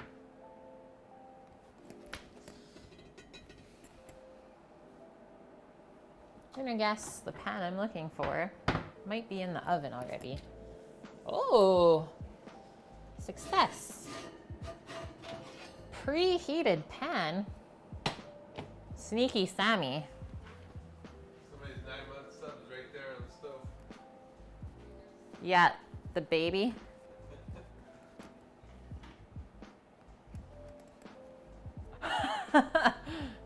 Yeah, no bun in the oven here, guys.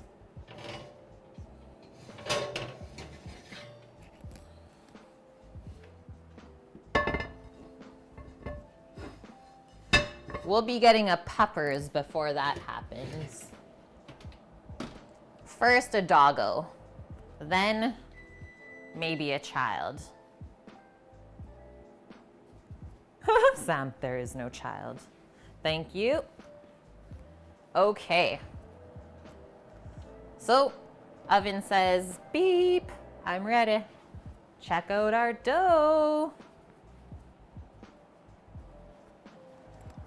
Looking amazing. So that's what we want, right? I said it would basically fill up all the pan and just slightly be domed if we look at it this way. That's perfection because it's still gonna rise more when it bakes. Doggo counts as childs. Thank you, Rook. That's what I thought. Okay, so we'll do 20 minutes on this and then we'll check it out, rotate it. It says if you notice the bread browning too quickly, then you can tent it with some foil and that'll stop it from getting too dark. Smells amazing though.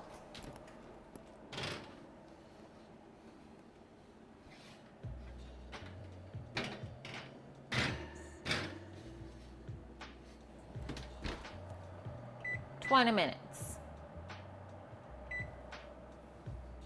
Pan is on for the bacon.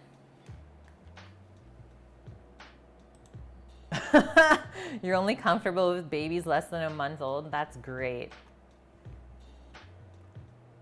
I don't even know if I'm comfortable with babies in general. So you got one up on me, Hojerific. Hello, Silent Thunder. Thank you for the follow. Welcome in.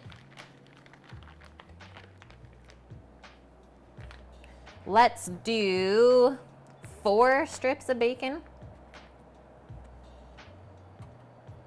Or just fill up the pan, really.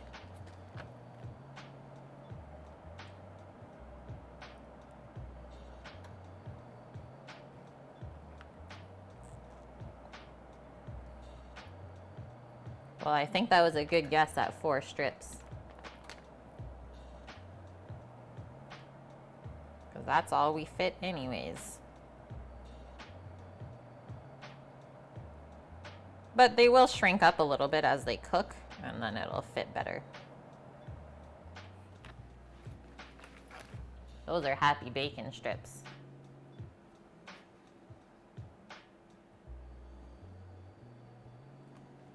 What am I cooking? We have peanut butter jam sandwiches going down, so we just put the bread for that in the oven to bake.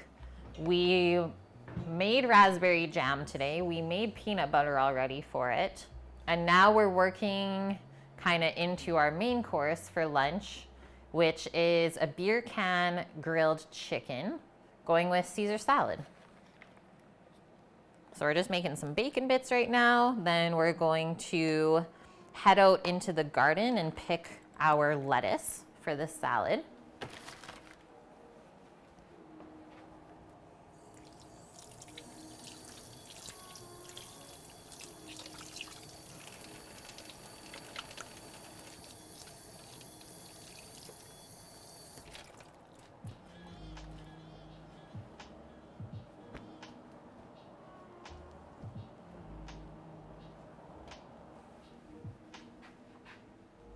The food sounds so good. I think it's gonna be good. You have some fresh tomatoes with the salad too? Or on Yep, yep. Some nice tomatoes. We can pick our first pick of tomatoes today. Pretty excited about that. Yeah, bacon makes everything better.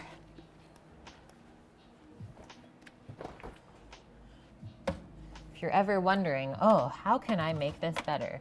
Bacon is the answer.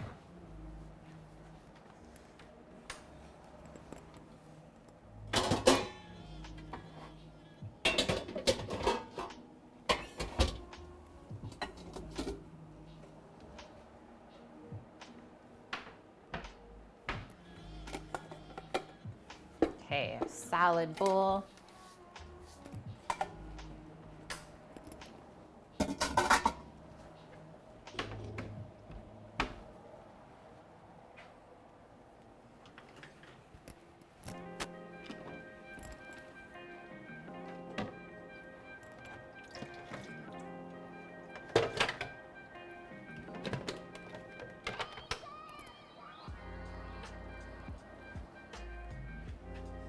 That can cross off Asiago, that bacon's going, our lemon to grill.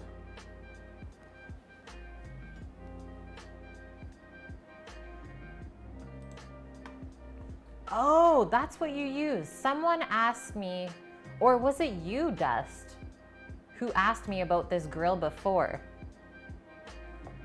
When you like first found us, were you the one that asked us about that Weber?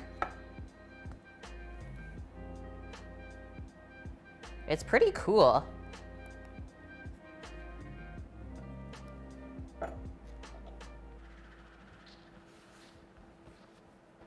You've had your Weber for years, okay. You use your charcoal barbecue as a smoker, exactly. Bacon on the PB&J. You're dirty, but I like it. We're not gonna do that today, but maybe another day.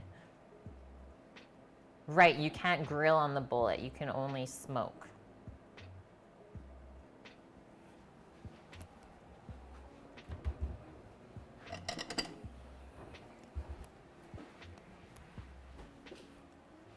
It's for the grill as well. Grill up the lemon.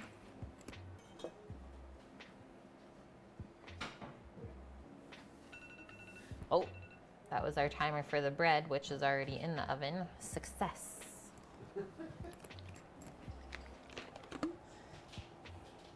My tummy just growled.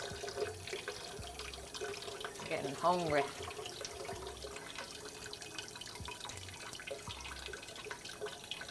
Need some water.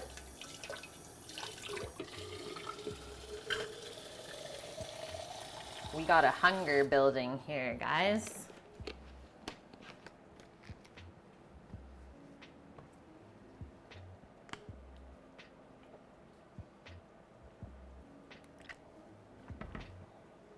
Heating up peanut butter to put some French toast on and then steak and jam on top. That'd be delicious, Rook.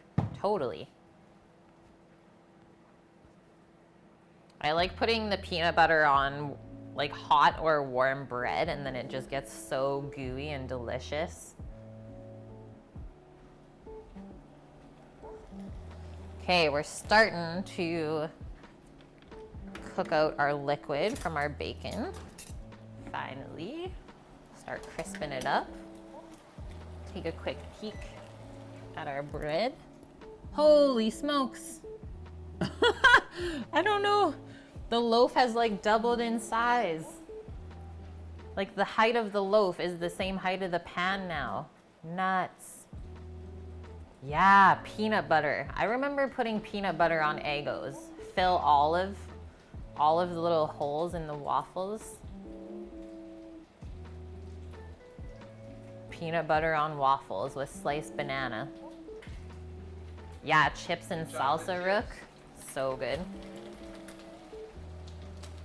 Sammy says, and chocolate chips. Say what?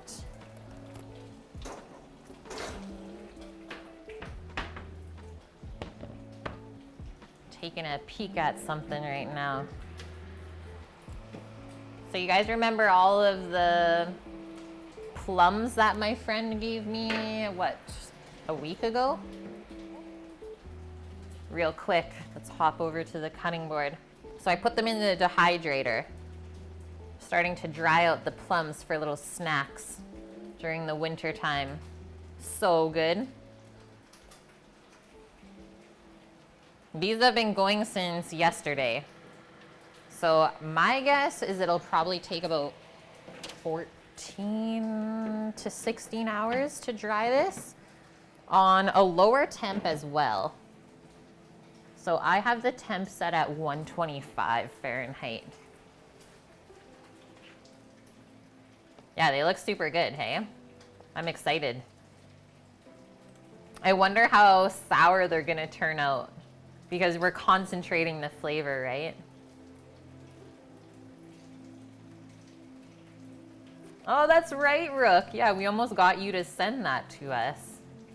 Yeah, homemade prunes. Keeps you regular.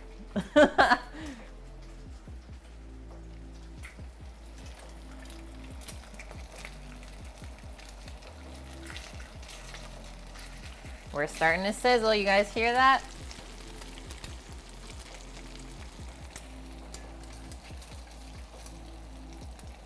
I think we'll do our first flip.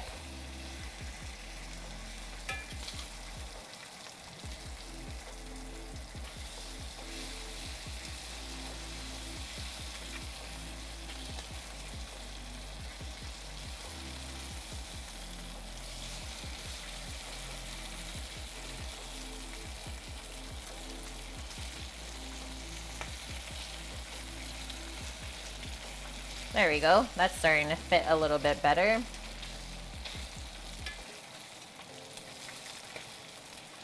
Just got to do a little shimmy.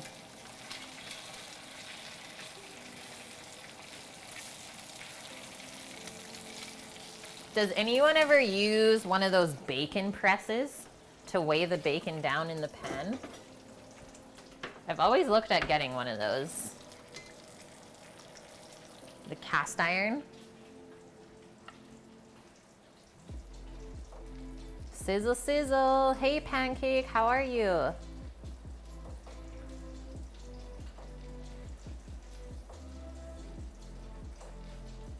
You gave away your smoker Instapot? What? Bacon sizzling? Yeah, sounds like applause. Any sizzle is a good sizzle.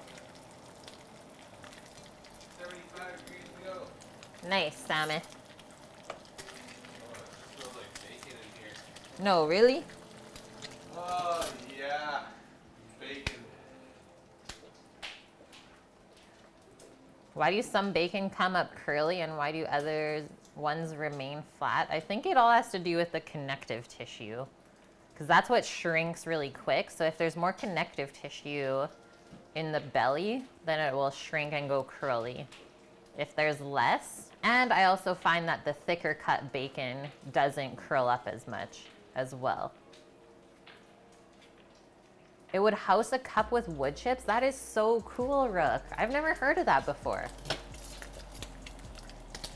Okay, second flip.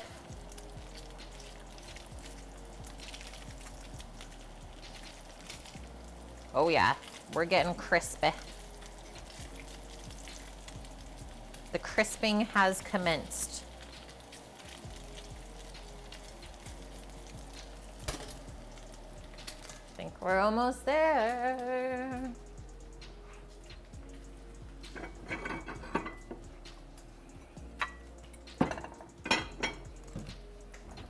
We're gonna put that on some paper towel to soak up any extra grease as well.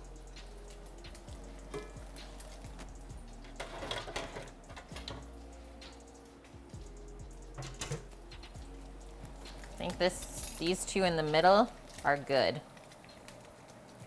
You don't want to burn it.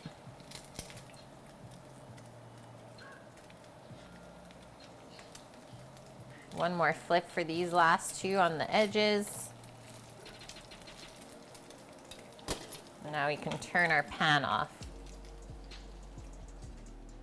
When it starts to get foamy like that, you know you're good. That's kind of the telltale sign that your bacon is going to be crispy when it gets foamy.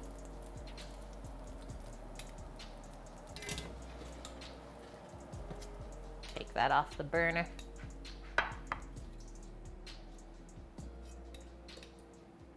And here we are. Hello. Bacon 2, the crispening.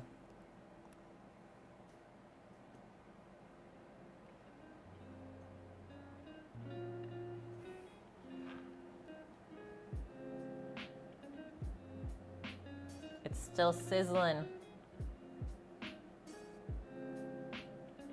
Nom. Ryder Gaz, thank you for the follow. What's the bacon for? The Caesar salad, silly.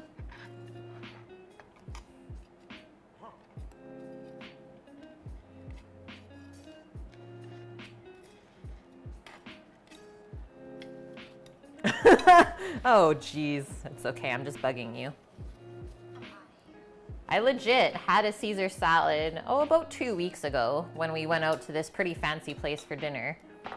That was literally just dressing and like maybe a little sprinkle of like 3 croutons. I was like, where's the bacon and where's the cheese in this Caesar salad?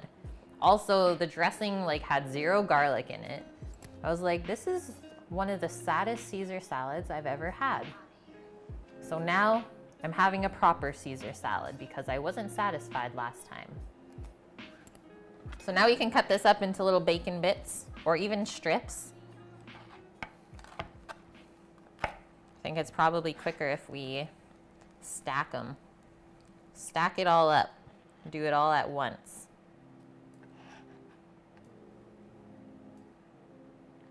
Should you marinate or brine the chicken thighs in for an hour or so before you go make the pot pie? Yeah, marinate.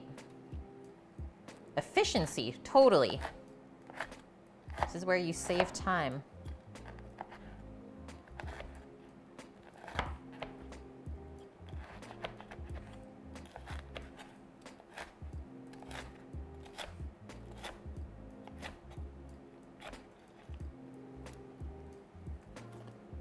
Mm-hmm.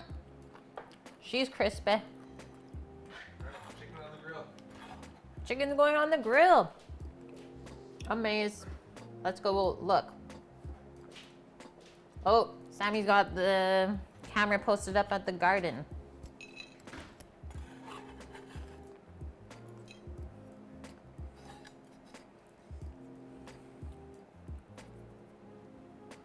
Yeah, hot sauce and herbs. Yeah, you don't want that. The cramps tonight. You don't have to put that much. What? Make it a more mild hot sauce. Are we good? Yeah, you're good, Sammy.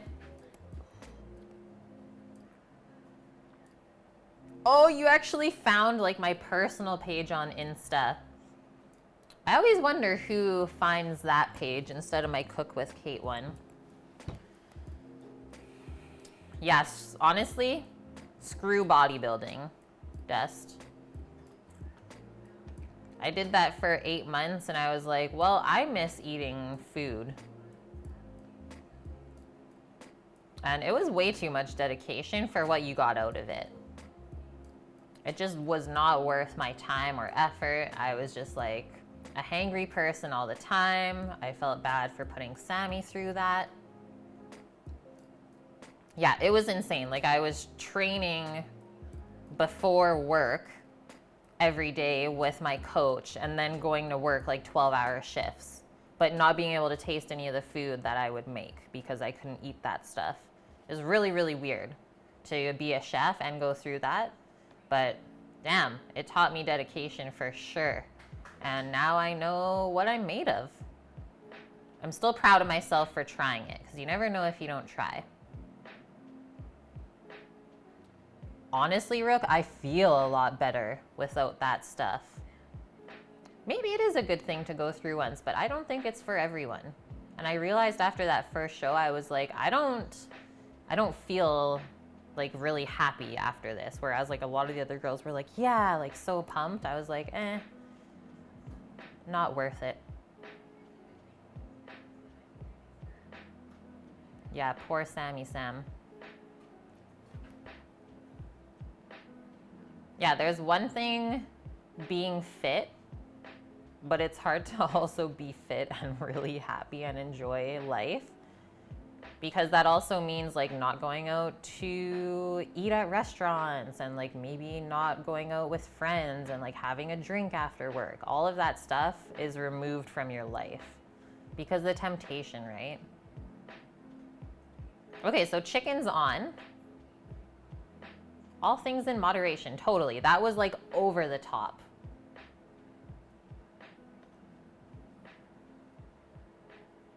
Oh, it's fine, Dust. You're not derailing. Okay, so we have 1 minute on our bread before we turn it, and it is looking insanely delicious. So we will wait, get a nice little view of the garden, and then once we rotate the bread, then I'm gonna go and pick the lettuce that you guys see on camera. Getting ready for our salad as the chicken cooks. And then I think we might just pop a little beer, and then we can have our little PB&J snack.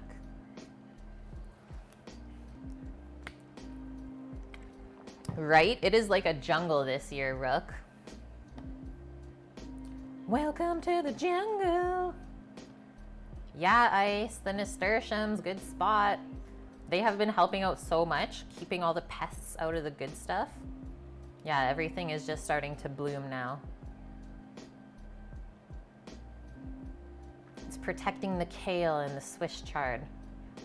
So all the wormies go to eat the nasturtiums instead of the good stuff.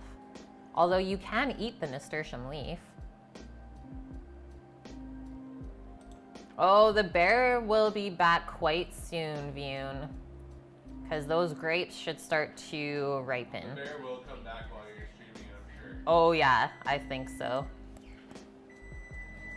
Yeah, Chewy versus bear. Who will win?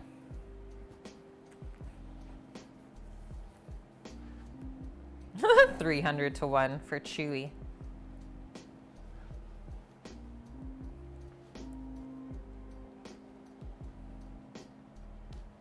That's literally what our friend said. He's like, if the bear comes back, give me a call, because he just lives 5 minutes up the road. He's a hunter and he got a bear ticket for this season. He's like, if it comes back, I'll shoot it. I was like, what? Aw, amazing, Josie. Yeah, so far this day has been awesome with you guys. Yeah, don't shoot the bear. Tame it. It'll make friends with Doggo. Okay, real quick, let's pop back into here for a sec and check out our bread. We're just over halfway through the bake. You guys ready for this? This has baked up a lot nicer than I thought it would, but I think it's getting a little bit too brown. Look at this thing. It's beautiful. So I'm gonna put a little bit of foil on top for the last 15 minutes. And that way it won't get too dark on top.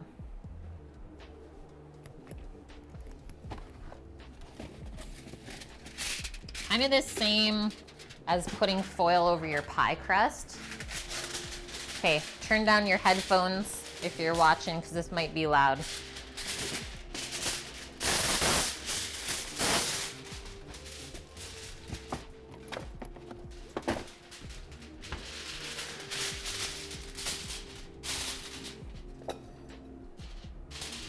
Hey, questionable crows, thank you.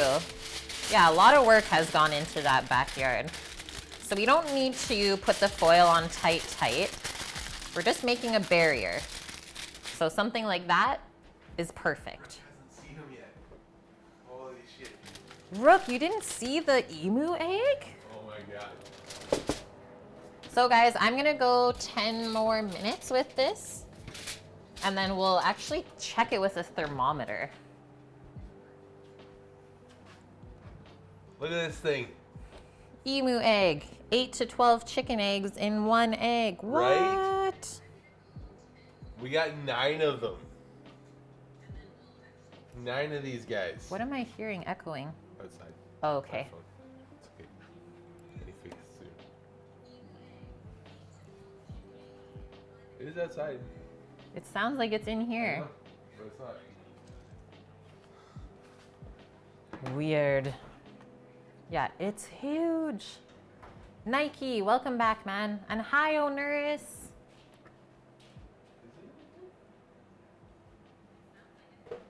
Nope. Okay. You're feeling better. Onerous, you just scrubbed through the cheesecake VOD. Amaze. Do I think the bread has no holes? You can't ask me that, clone.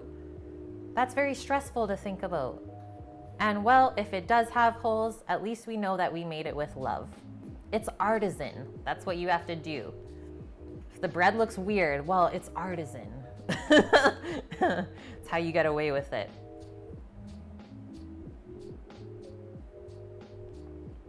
You actually thought the emu egg was avocado? Yes. Yeah, scrambled eggs for 4 people. Okay, let's go outside. My mic shouldn't static too bad while picking lettuce.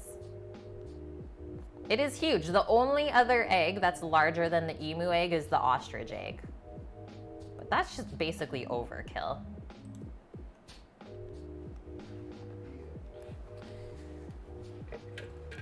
Okay, so I have my 10-minute timer on my phone as well, guys.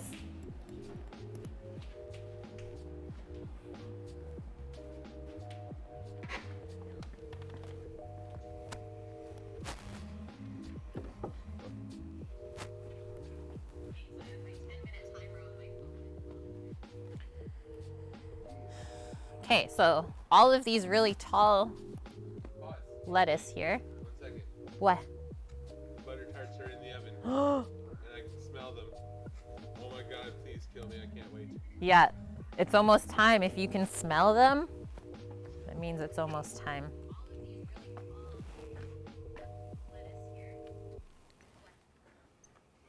So I was saying that that's the romaine.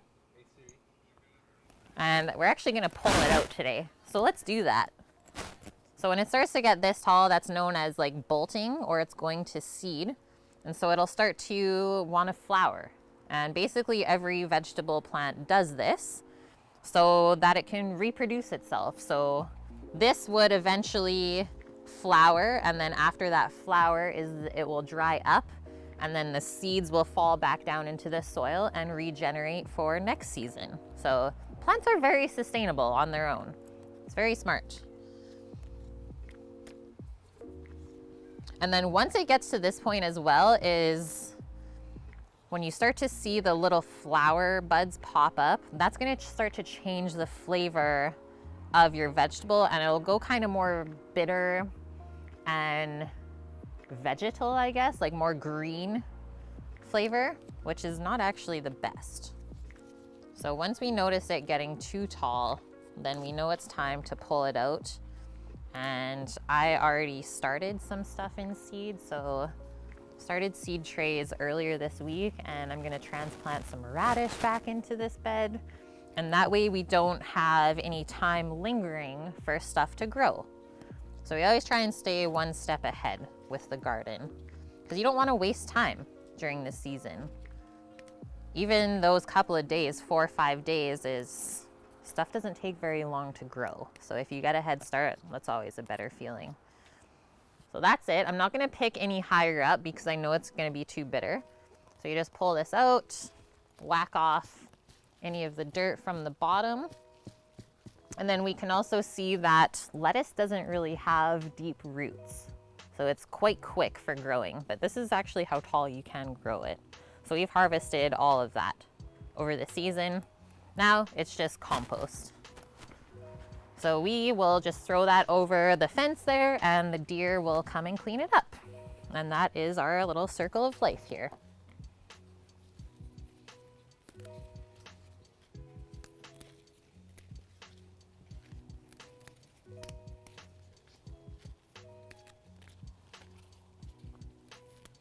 I'm not really reading chat, Sammy, so I don't know what anyone is saying. Just so you guys know as well.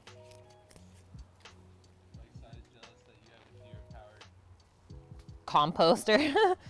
Yeah. Well, that's this thing being out here is like we're in deer and bear country. Oh no, I just knocked over the lettuce.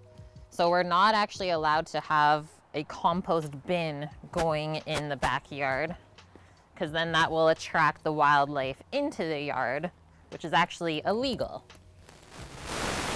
So we figured out that the deer already paved this little path on the other side of the fence, and they're a really good cleanup crew. And they actually don't eat everything that we throw over. Like, they just eat a little bit at a time and then come back and finish it up. So they're really good at not being fiends that way and being like, oh, look at all this stuff, I'm gonna eat it all at once.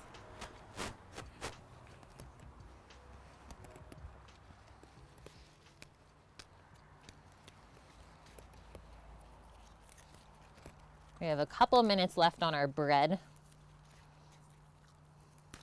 which should actually time out pretty perfectly.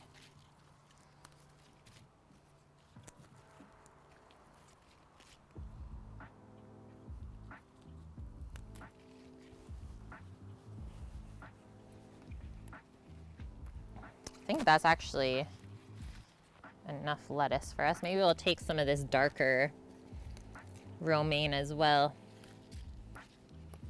Get a little contrast going.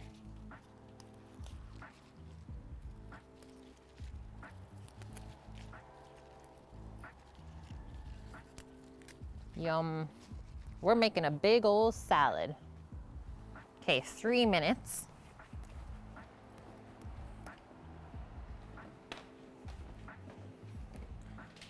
Back inside. We're here.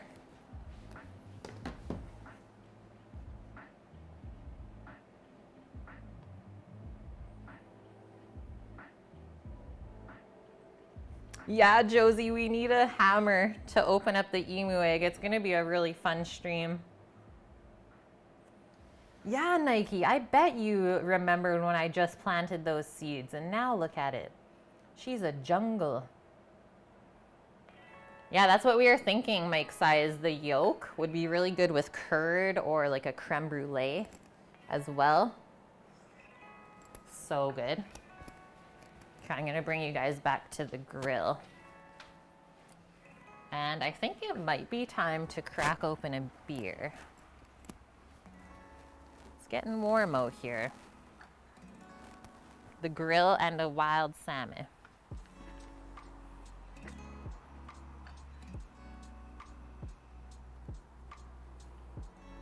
Should be a good view there. That's my guesstimation.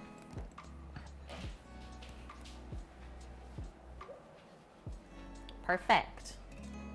Huh, no way, man. No way, Jose. Okay, so we gotta wash up our greens now.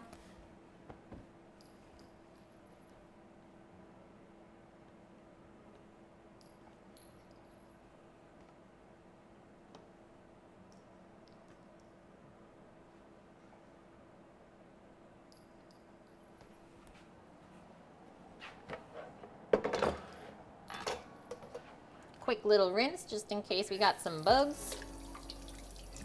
It's actually a lot of greens. Maybe we picked too much.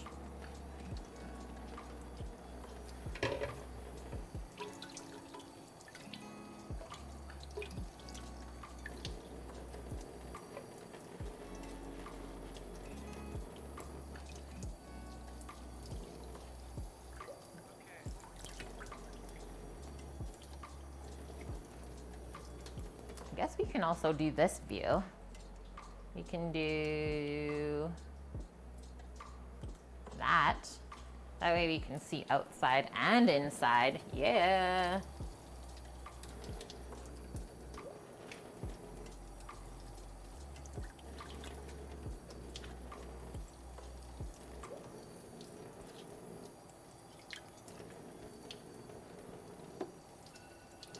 Oh, that's our bread timer.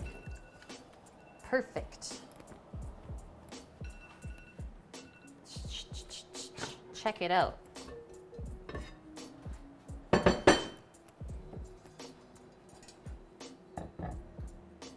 Bugs are nutritious. Yeah, every now and then one might sneak into the lettuce.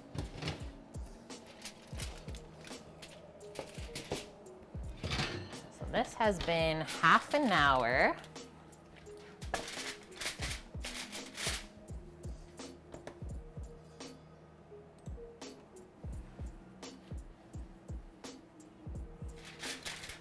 And we're gonna take the internal temp to make sure it's cooked through, because it might not be quite yet.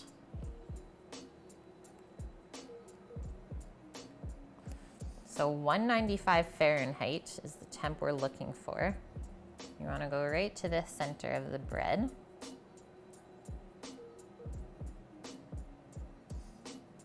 We're only at 185. And it looks like it's sticking a little bit to the thermometer. So kind of the little toothpick test as well. So I'm gonna put that back in for another 5 minutes, and then we'll check it one more time.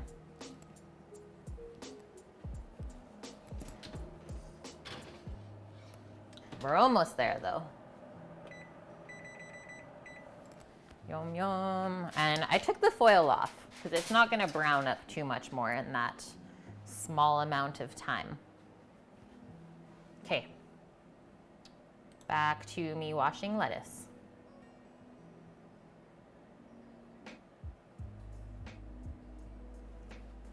I'm really excited to test this bread. This is the first time I've done this. Fresh milled spelt sandwich bread. Healthy-ish.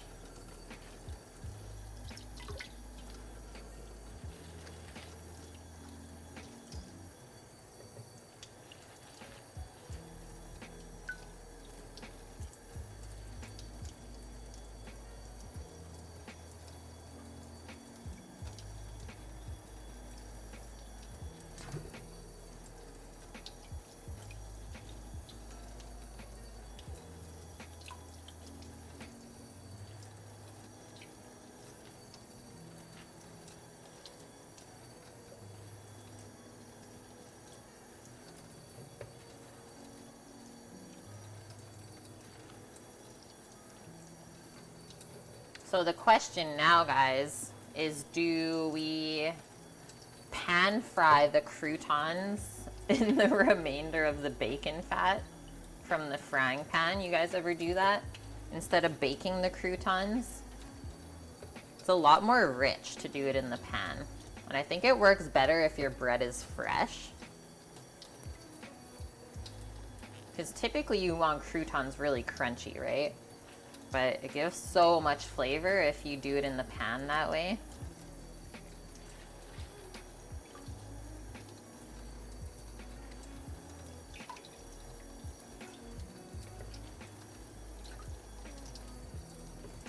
Okay, almost done this lettuce.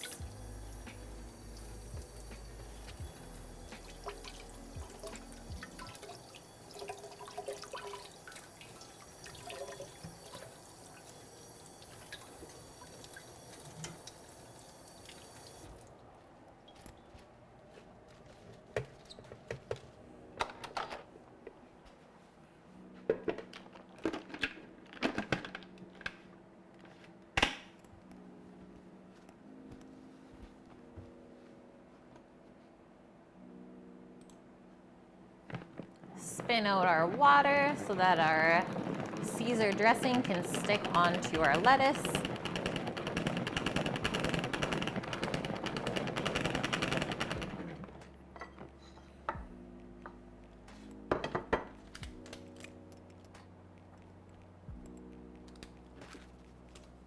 And then we're just gonna chop it up. So it's easier to eat. More bite-sized than using whole leaves. That makes sense, right? How do I keep my greens fresh in the fridge? So I've kept greens for about 2 weeks in the fridge. And the way that I pack them is in like freezer bags, Ziploc bags. And then what I do is I just put a tea towel or some kind of small kitchen towel inside of the bag like this. And that's what helps keeps the greens really nice and fresh because it absorbs any moisture, which is what makes things go bad. When things get too wet, then it starts to disintegrate and decompose. So keeping the towel in like this, and I just fold over the top, and it stays really fresh like that. That's my little trick that I've learned over the years.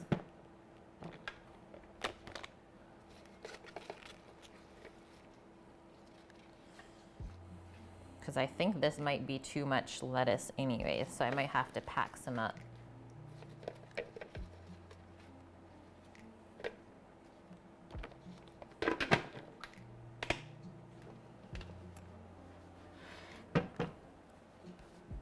The bread warmer, this thing, Dust Pirate, this is a trivet. So this is what I always put my hot pans and stuff on if I'm putting it on the cutting board.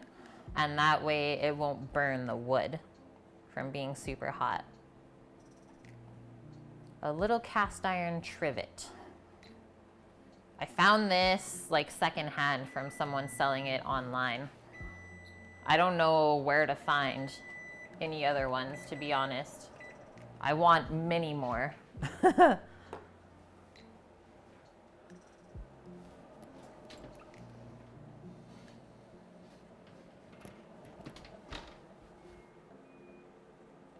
Okay, that is feeling good. So that was our additional 5 minutes.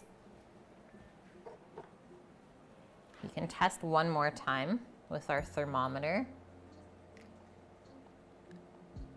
Perfect. Now we're at 200 Fahrenheit. Thermometer comes out clean. And now all we have to do is actually just let this rest and cool off. Because if we slice this up now, the steam from the inside of the bread is gonna make all of the gluten stick together and it's gonna get pasty and weird. So we just have to set this aside and be patient. Should cool down for like minimum 15 minutes before you start slicing into that. And that's kind of a rule of thumb with anything that's baked bread-wise, even buns. Okay, that feels good that we're done that finally. Means we can have a snack soon. Yum, yum. She always called it a bread warmer. Yeah, I never heard of that term before. I was like, what bread warmer? What are you talking about?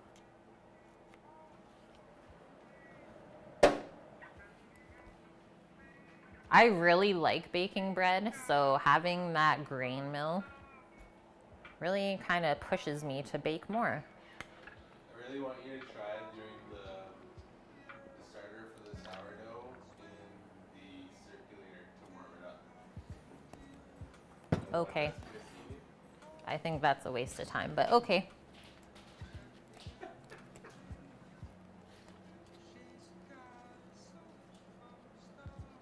It's a bowl and beer time. Love you too, Josie. Okay, so I'm stacking up my lettuce. Once again, being more efficient, saving some time.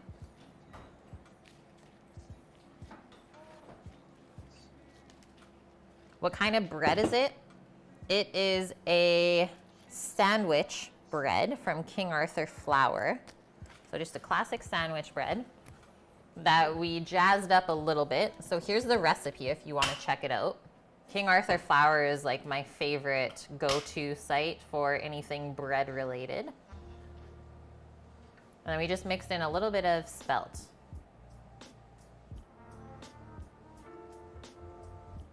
Apricotopus. It looks like the alien from Simpsons. That one's mine. peach paradise Hefeweizen. Hefe.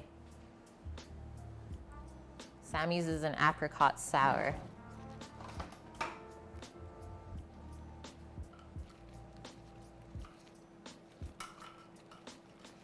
This bread just sitting beside me.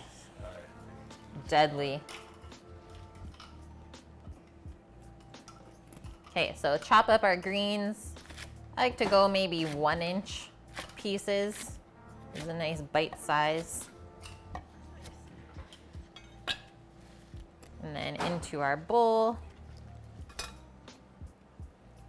Get out of the bacon bits. Ooh, cracker recipes. That's another thing that I want to make as well on stream with you guys. I've not searched for cracker recipes on there, but I'm sure they have something. And the other good thing about that site is that they have a baker's hotline.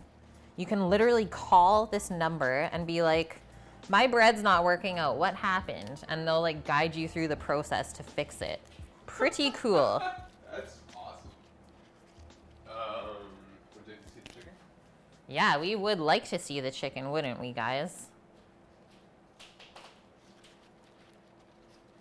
Oh no, Vune. Does this mean that we have butter tarts to look at?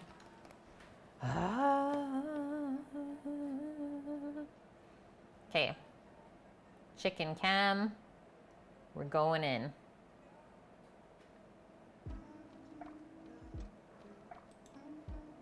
Switcheroo. Let's see. Oh, hello. Hello there. Yummy. Yummy yums. How does it look? Do we need anything for it? It looks happy? Yeah. She looks happy. You can put a little bit of water in the pan if you want. We got the beer. Yeah. We're good. Okay, Vune, I'm checking this out. Those look perfect, man. Beautiful. Oh, yeah. Buddy. Yeah. Did you put... I'm gonna doubt that you put raisins. No, walnuts. Walnuts. I was gonna say, was it pecans or walnuts? Yeah, the chicken that sits upon the aluminum throne.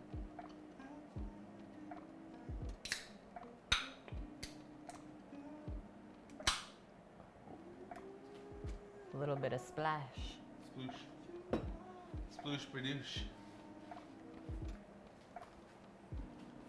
Cheers, everyone. Cheers? Okay.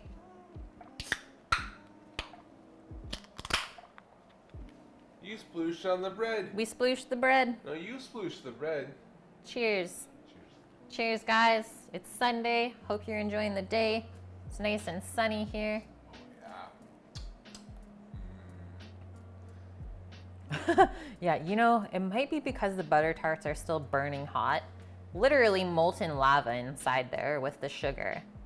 But maybe let it cool down next time. Did you burn your whole tongue off? Food and friends, exactly, Dust. That's what we're trying to create here. Food is always better when shared with friends and or family. It's basically what makes the world go around.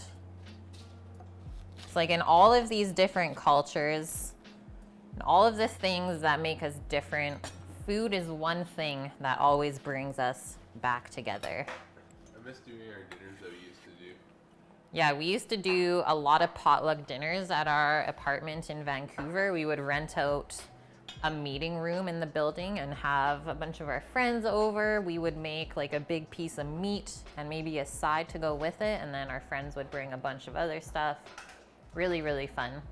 That's something that I want to work on here in the next little bit, is starting like a Sunday supper club thing. Okay, our lettuce is ready. Our bacon bits are ready.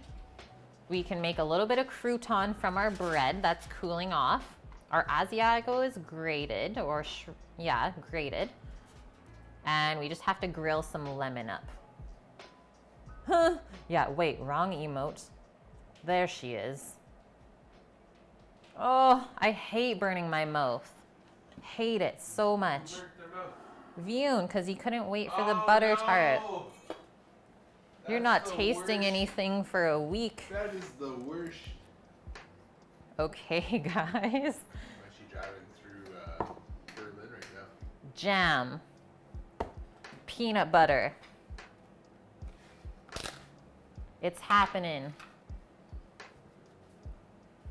You need a couple of small plates.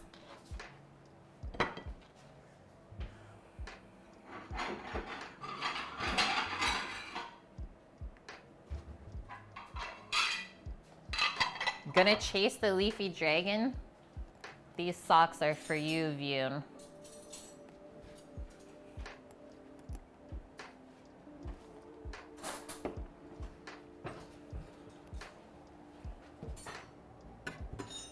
Bread knife.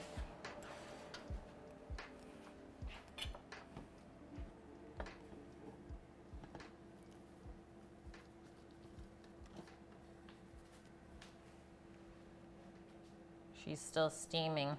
That means we have to wait a bit. Put it back on the bread warmer, as Dust Maybe that's why Pirate's it's mom. called the bread warmer. Yeah, maybe. Or maybe you heat it up in the oven first, and then you put your bread on top of it and it keeps it warm. Maybe. Maybe there's multiple uses for the same Yeah. place. We have to wait just a little bit. How's this jam consistency though? That looks good. Jammy consistency. We're jamming, man. Straight jamming. Thanks, Minnesota. Pretty pumped. Nice little loaf of bread.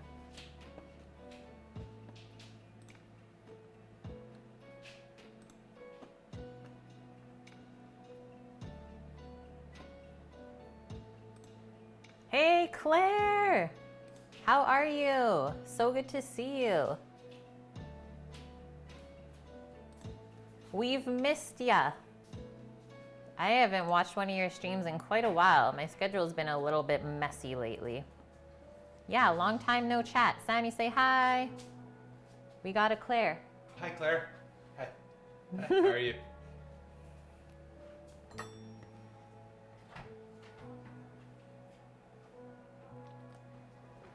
Oh, Doggo.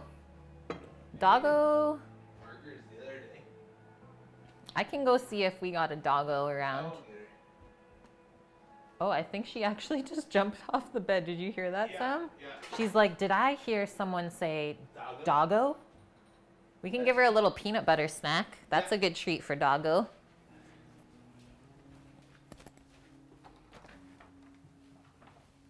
Doggo?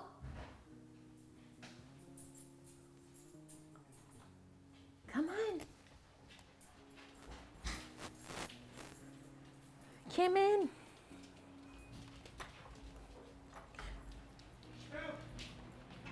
Doggo.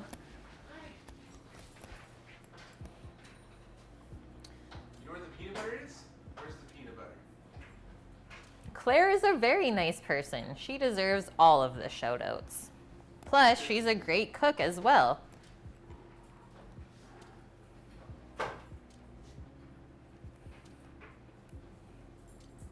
Doggo peanut butter cam.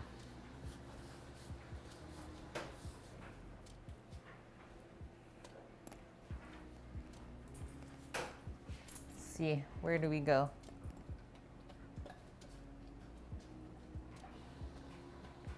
This is how you break your dog's tongue.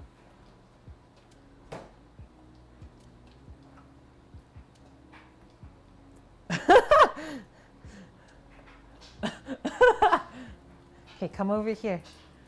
She's like, no.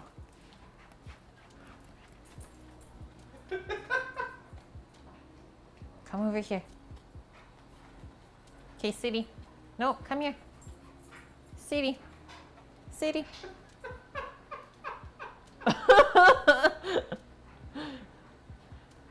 Do you want more? She can't even get it off her nose. No, come here. Is that good? Mlem. Good stuff? Mlim, lim, lim. Yeah, she gets well taken care of. Little senior. She's gonna be 12 in August. What? She's gonna be 12, guys. 12 years old. That means we need another little shmoo.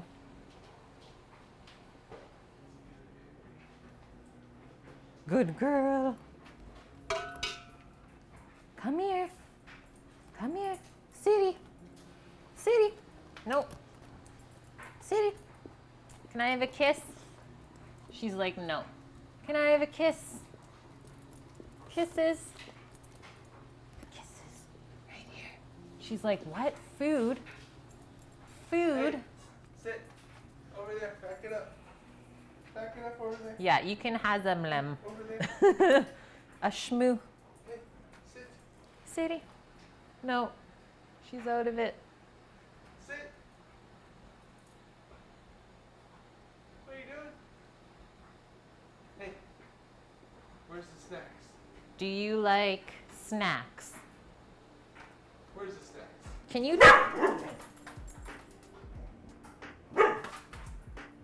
Are you telling Chad you like snacks? She's crazy. Do you want some French toast? Nike. It is good, Sammy. Shh, shh, shh, shh, shh, shh. No barks.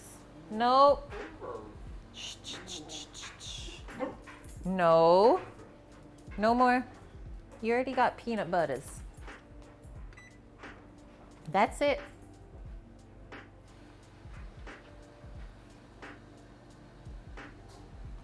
She seems agitated.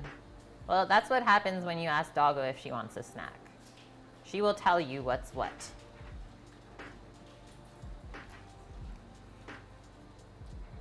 Mm-hmm.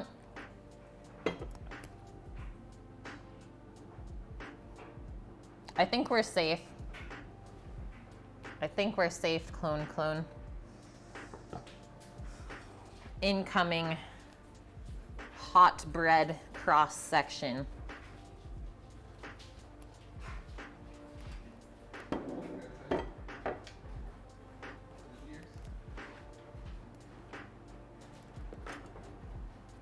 I did check the temp inside. So we checked it twice. The first time we checked it, it was only at 185, which was not enough. And then we checked it the second time after that extra 5 minutes, and it was at 205, which is perfect. So you need it anywhere between like 195 to 200 Fahrenheit, and that's how you know it is perfectly baked. No, I didn't temp it after I took it out of the pan. Just kind of use my hands to feel. It's still warm, but it's not steaming like when we first took it out of the pan. Oh, you fixed it. I didn't even know it broke, Rook. Okay, guys. Cut off our little butt piece. Maybe we actually will use that for crouton.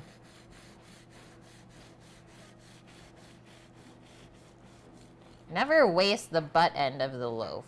If anything, dry it out and make breadcrumbs with it.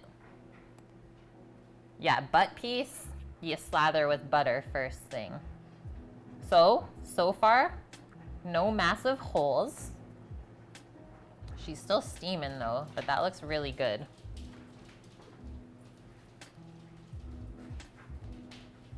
The last reverse sear was awesome. Nice.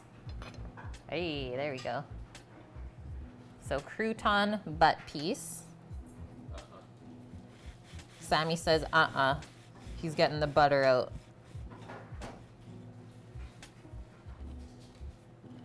It's really soft still. Yeah. So you just gotta be very dainty when we're slicing it, that's all. It hasn't built the structure fully yet. Yeah.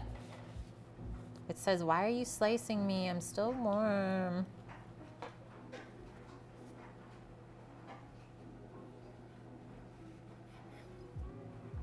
Okay, that's where I'm gonna stop slicing.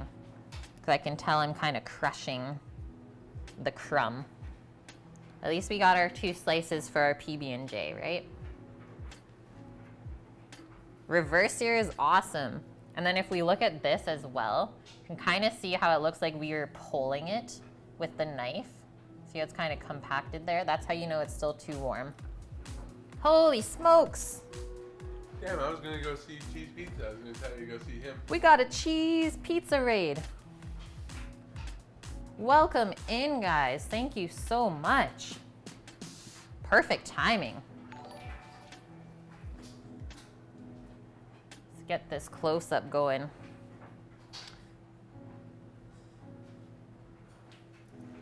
How was the stream today?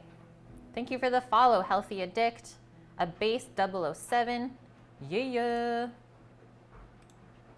Welcome in, guys. So we've been pretty busy this stream already. We just pulled some fresh milled spelt sandwich bread out of the oven. Just started to slice into it. And this is for a viewer request, which I like to do quite often on my stream. And they requested that I make peanut butter jam sandwiches.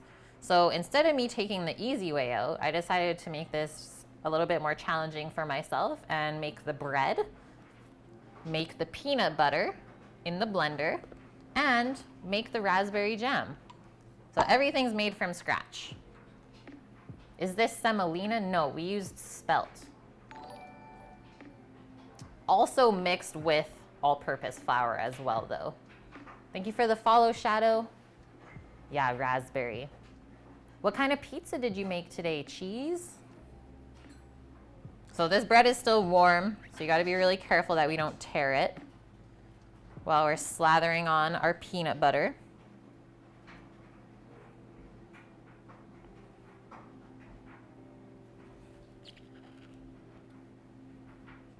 You did 3 dessert pizzas and a plain cheese? Yum. What kind of dessert pizzas? Tell me more, tell me more.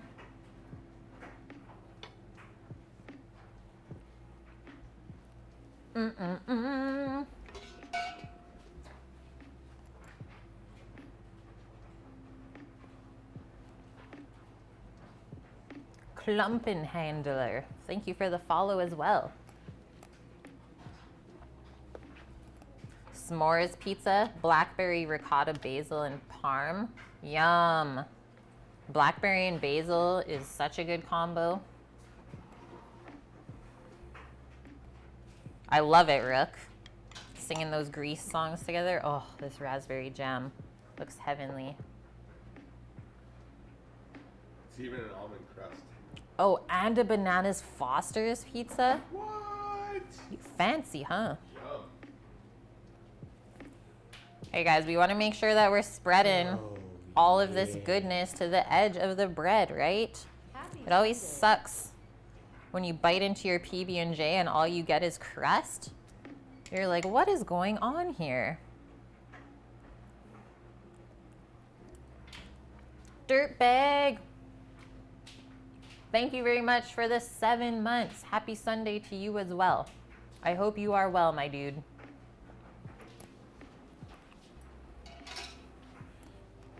And now, we close it up.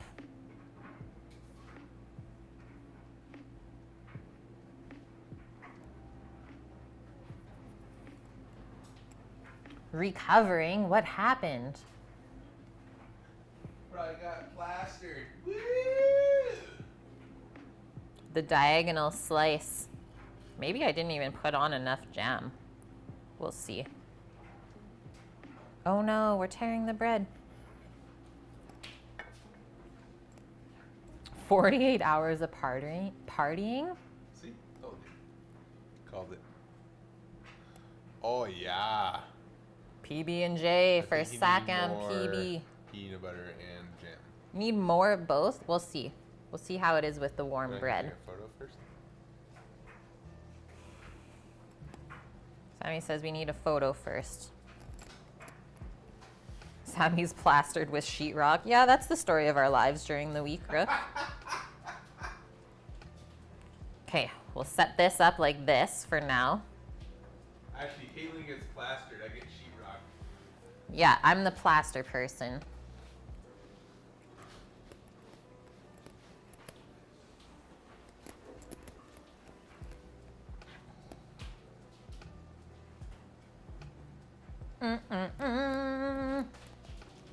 This is our quick snack, guys, and then we got some chicken on the grill going with Caesar salad in a little bit.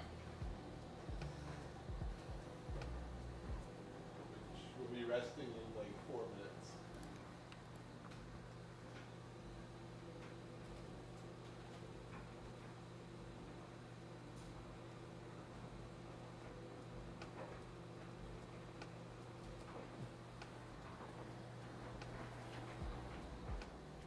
That looks heavenly.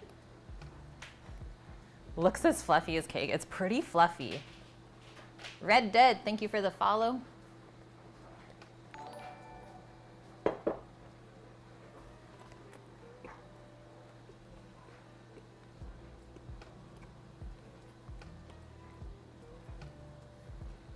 I would put more jam, but I think I'm good with the peanut butter. I put more of both. Sammy says he wants more of both.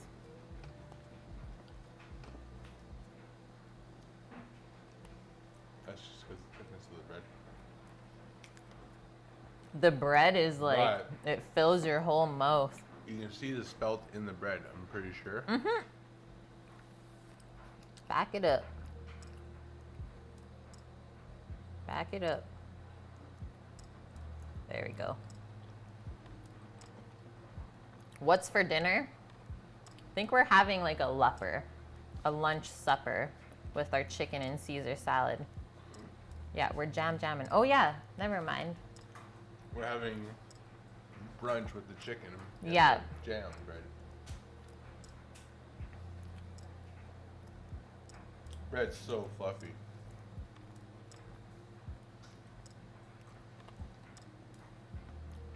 Lupper, yeah, it should be the name of a meal. Not the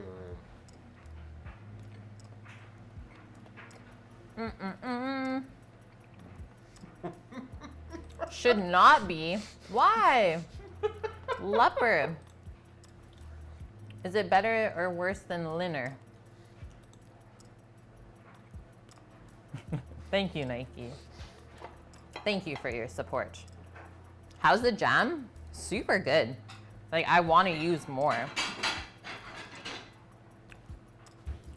love the lavender. And look, it's like pretty thick.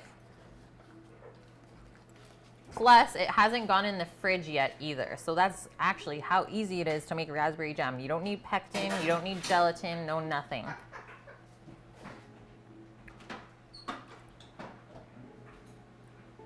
It did almost fall out. Shh. Let's do duck fat whiskey shots. No. Buff Bagwell is no longer in here. It's not relevant.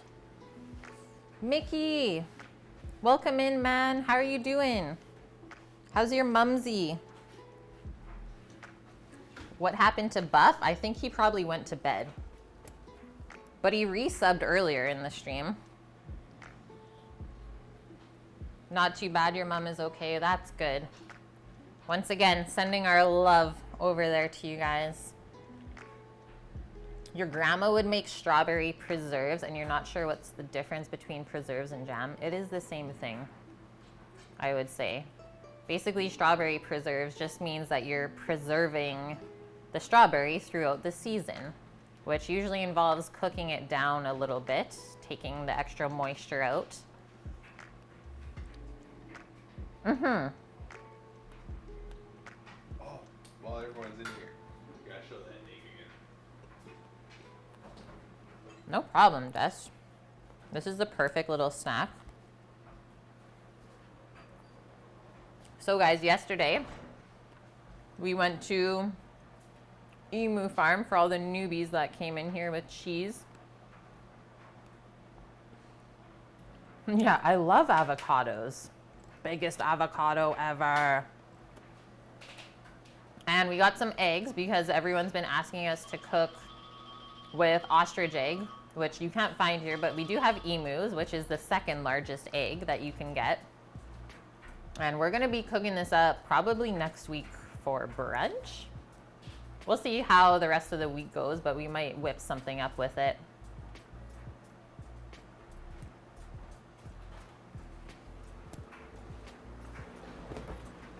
pretty fun though. I think we got something going on in the grill. Let's go check. Oh, Sammy's temping that chicken. Let's see, Sammy. Move out of the way. Let's go see what we got. Bring it in. Oh, he's bringing it in. Get the trivet ready. He's bringing it in. That's a good looking chicken. Mickey, thank you very much for gifting the sub to Josie. Thank you so much, man. That's very generous of you. Welcome to the squad, Josie. And we got a Sammy. 3, 2, 1. Chicken. Good.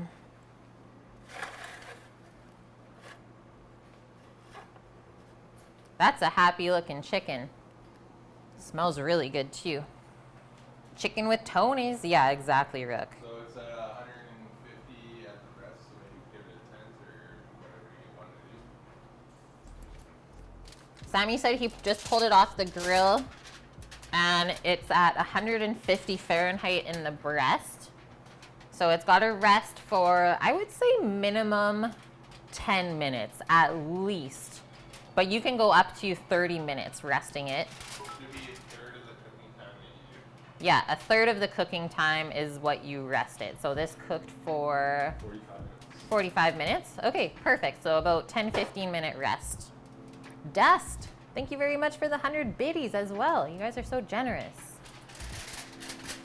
We'll give this a little tent. Sorry about the foil noise. This is all I'm gonna do though. We don't want to completely seal the chicken because then it'll keep cooking. Just put a little foil tent over it. So in the meantime, while this rests, we can get our salad ready.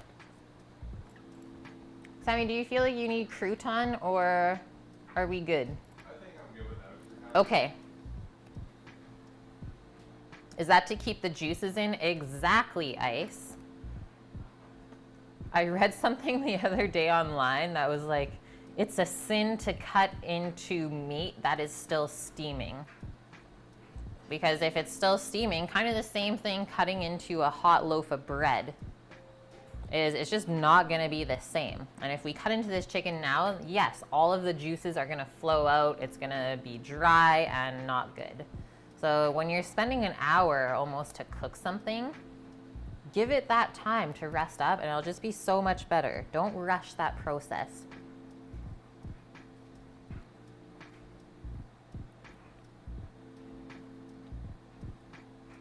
The skin is pretty crispy already, Rook.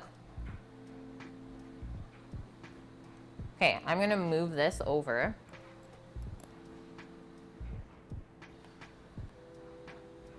Then we can do salad things.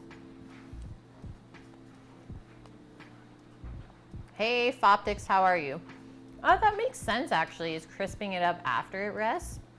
Because with us tenting this, it's gonna kind of steam a little bit anyways and soften the skin up.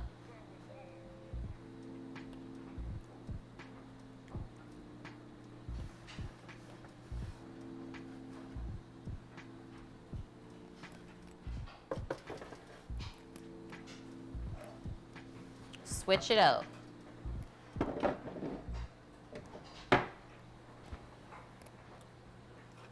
Now we can dress our greens. Fresh picked from the garden. And yeah, I'm totally cheating today, guys. I'm using a pre-made Caesar dressing. But let me tell you, this one is really good. I don't know if you get this in America, but we use Renee's Gourmet. And it is basically the best store-bought Caesar dressing there is. It's like there's actually chunks of garlic and cheese in it.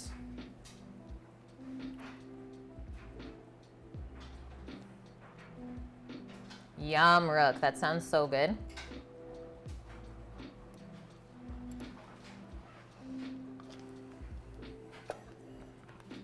And we got our Asiago shaved. We made our bacon bits earlier. Our PB&J can move over for now.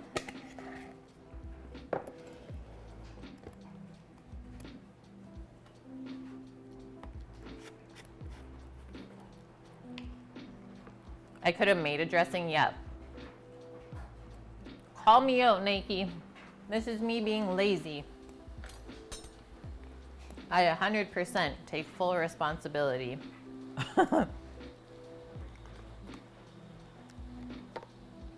Boom. Probably boom. Maybe that should be good. Hey, cheese. Thank you, man.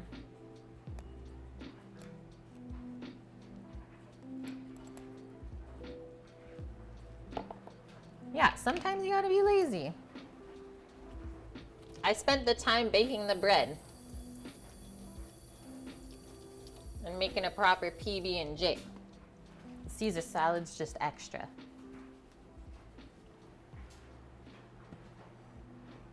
Let's finish this off first. My PB&J snack.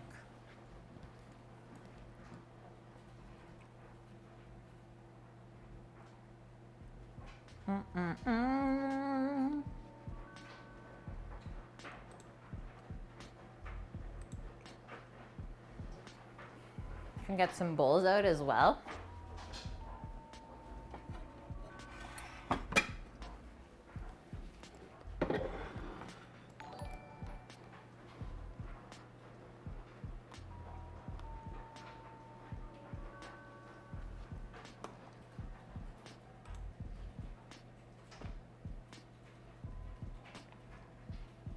Francis A, thanks for subscribing to my YouTube channel.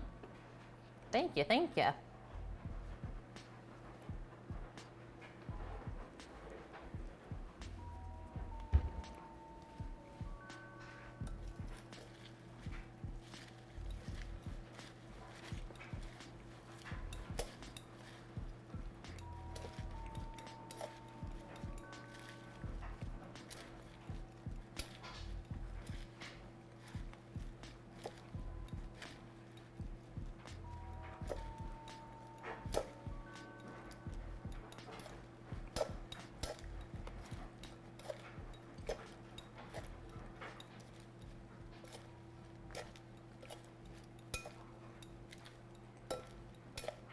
Guys, it is getting warm in here.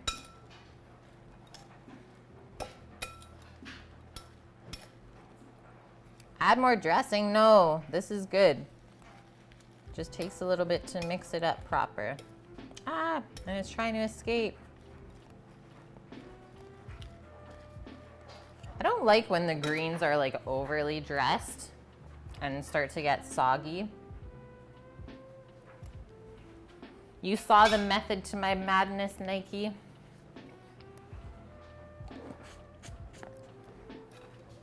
She's quite well dressed.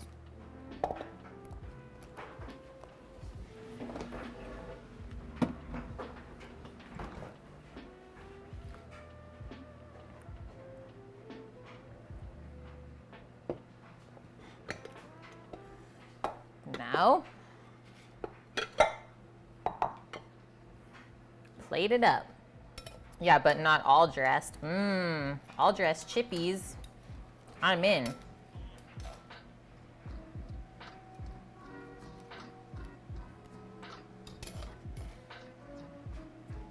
Why aren't potato chips used more often as croutons on salads?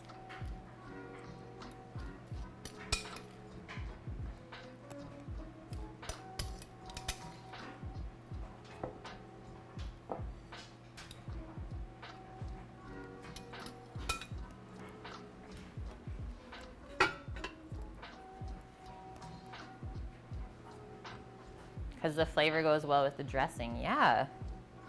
Right? We could be onto something here.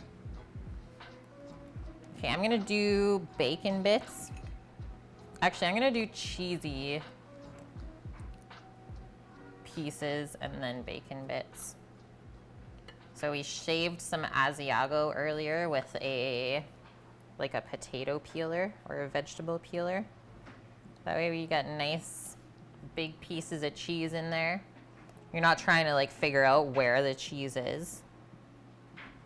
It's like, well, the menu said that there was cheese on this, but I haven't seen any. R.I.P.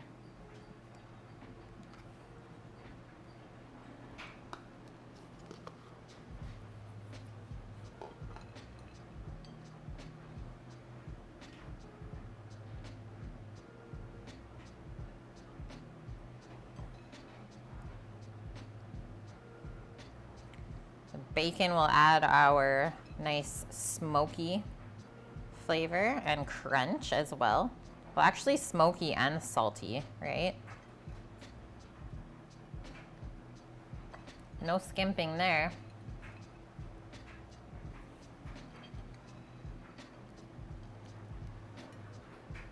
Yum.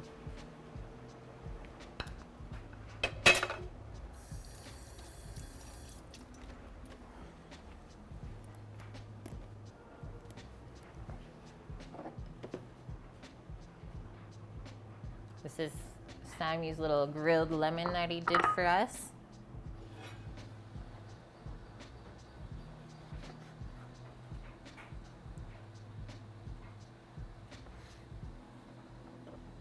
Just post that on the side so we can juice it later when we go to eat. I always like a nice little finish with fresh lemon juice on the Caesar salad. It's okay, Mickey. You gotta take care of your family. Family first, always. Don't even feel bad ever. We'll always be here, and we can't get upset over that.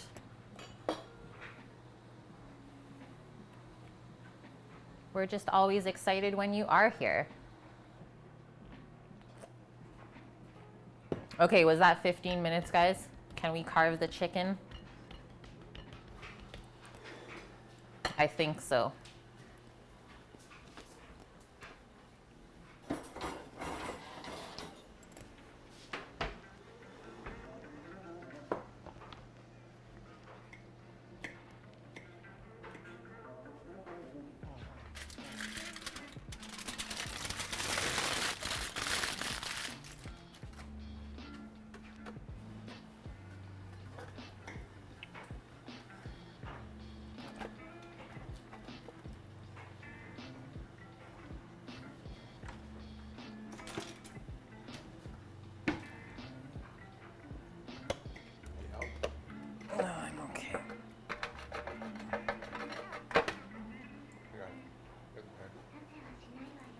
So not actually much of the beer came out of that can at all. Check it out. That's a good looking chicken.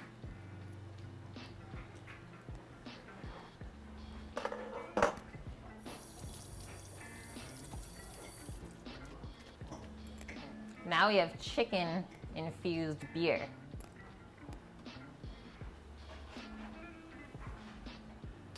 And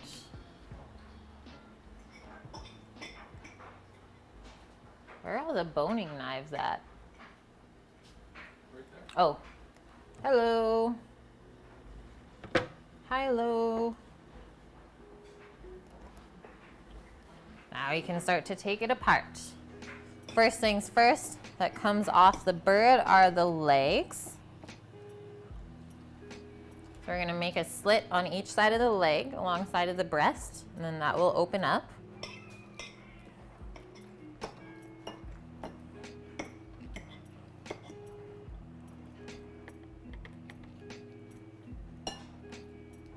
That.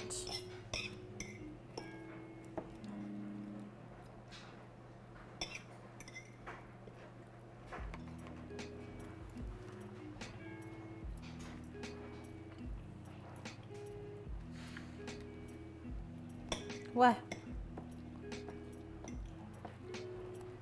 Sammy's giggling at me for some reason.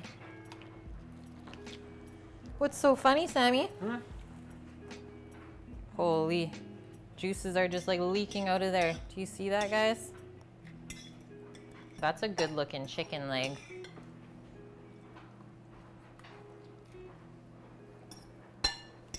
This looks quite perfectly cooked.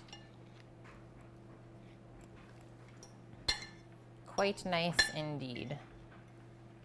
1, 2. Next up, our breast. So the breastbone runs along the center here. We gotta cut along each side of it. Maybe a touch under, but we'll see. Maybe not.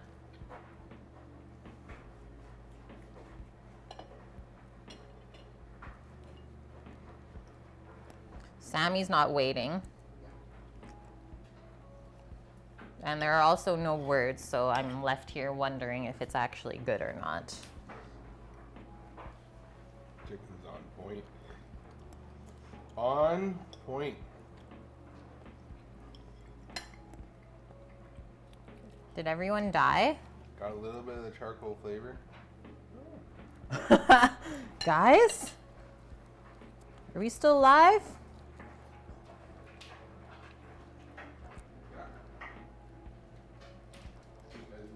Yeah. You're just into it. Wyvernator, thanks for the follow. Hey, mama! How are you? Ice, you're alive. Okay, phew. We lost everyone else though, Ice. Look at that chicken. Like that is. Ooh. Oh, baby. That's juicy. Mm-hmm.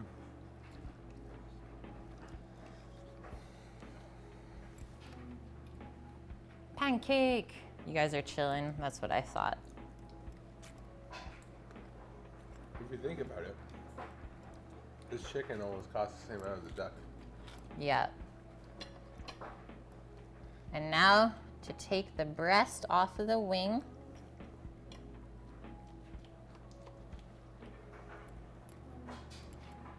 Done. There's one. Look at this juice. Ah! Ah!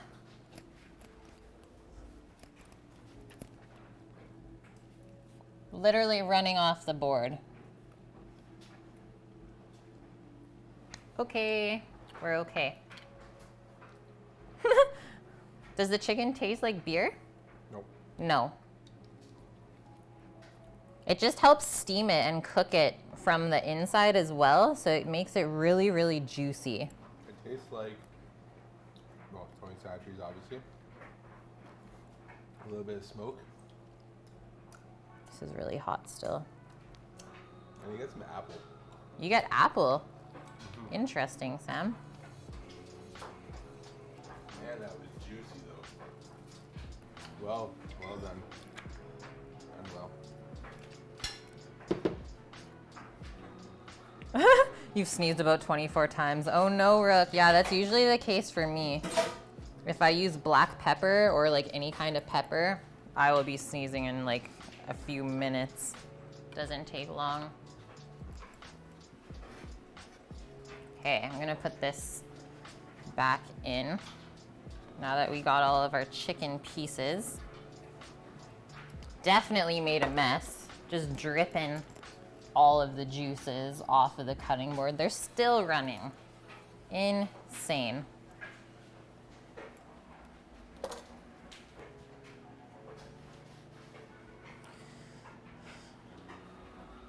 Now to slice.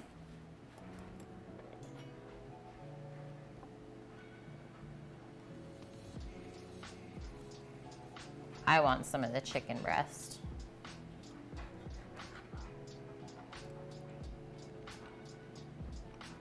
Yep, there's a little bit of smoke flavor for sure.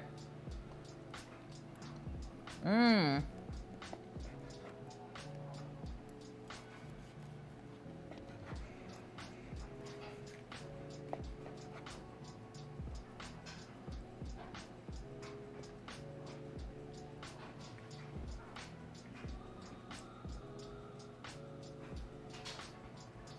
That's a good looking piece of chicken breast. So juicy.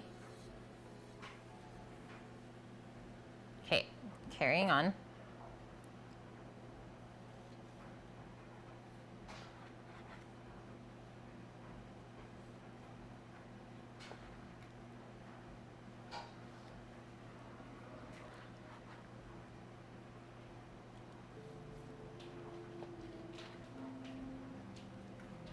I am so excited for this, guys.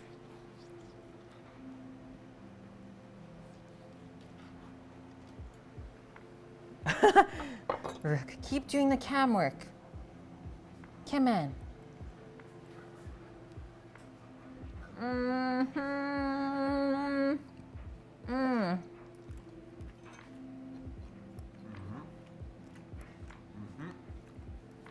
Now all of this onto la salade.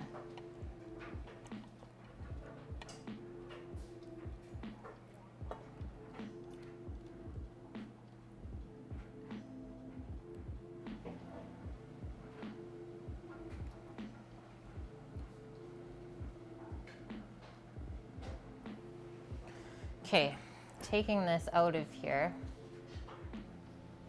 Just gonna do this. Make a dam with the cloth.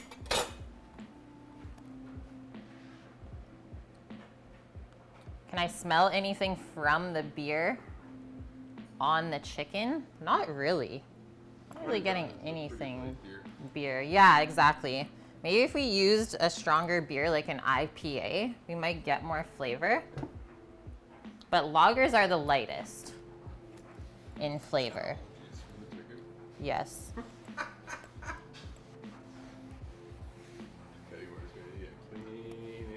Yep. Okay, I'm gonna move over, Sammy. Yep. Camera pan waiting. And I'm gonna actually take it and do a photo first as well. Get me to where I need to be, and then you can take it first photo. Camera panning. Might be able to take a photo here if the lighting's okay still. Guys, this is lunch. Oh, my duck. I mean chicken. Yes, Claire. Ooh, yeah. I wonder if you put some aromatics into the beer can.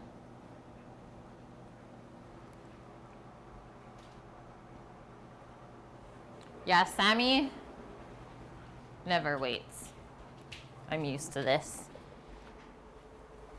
Eating all alone with no one else beside me. Huh? I'm right here. I was helping.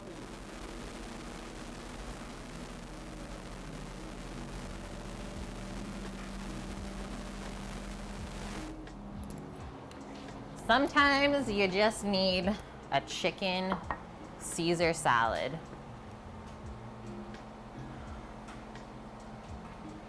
Okay, guys, we're getting into it. Back into it. This is our presentation. Basically how it should be dropped off to you at the table if you were to purchase this at a restaurant. Did we make croutons? Nah, we opted for no croutons because we're already full from the peanut butter jam sandwich. Okay. Eating some lunch. Get a good bite. It's a little bit of everything.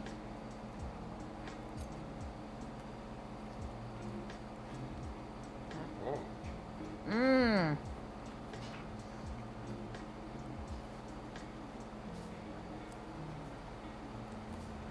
The chicken and the bacon together with like the smoky flavors, so good.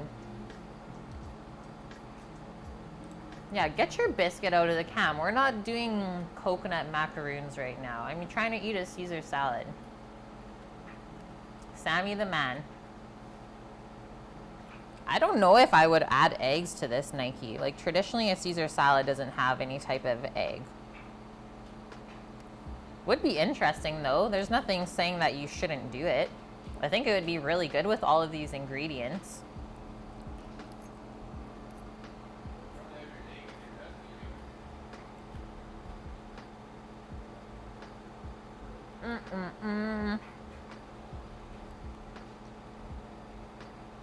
Yeah, this chicken just falls apart in your mouth. Holy shit. Whoa. Let's not forget our fresh squeeze of lemon that we quickly grilled. Another raid.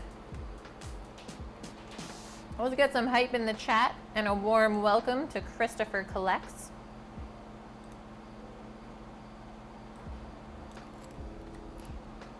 Welcome in. Thank you so much for the raid. Back to the food coin cupboard. You guys are just in time. We just finished up our chicken Caesar salad. So we roasted the chicken with a beer can in it. Sounds weird, I know, but it's so good. We did that on the grill, and then we picked some fresh greens from the garden. Did not make our own dressing today. That's where I was feeling a little bit lazy, but we did make some nice bacon bits and shaved some Asiago on top as well. Super, super yummy. Hi from the UK. Awesome. You're not alone then. We have quite a few viewers from the UK and Europe.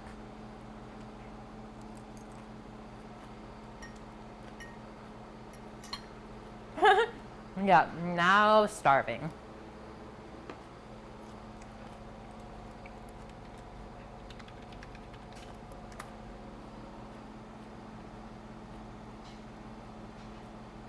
Ooh, Ireland. That's somewhere I've always wanted to go still. Yay, there you go, Josie. You got friends. Lots of us from Christopher Collects. Yeah, this is the second time he's rated us. Thank you so much, Chris. Yeah, just go to bed. Just forget about it all. Maybe it'll visit you in your dreams, though. Chicken Caesar salad. One of my favorite summertime meals, for sure.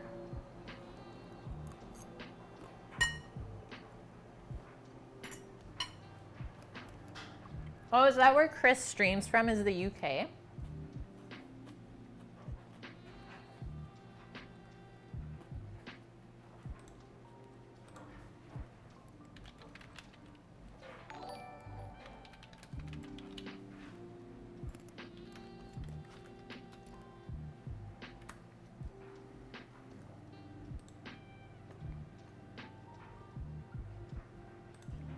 I just gave him a follow, so I won't miss him next time he's on. Woohoo!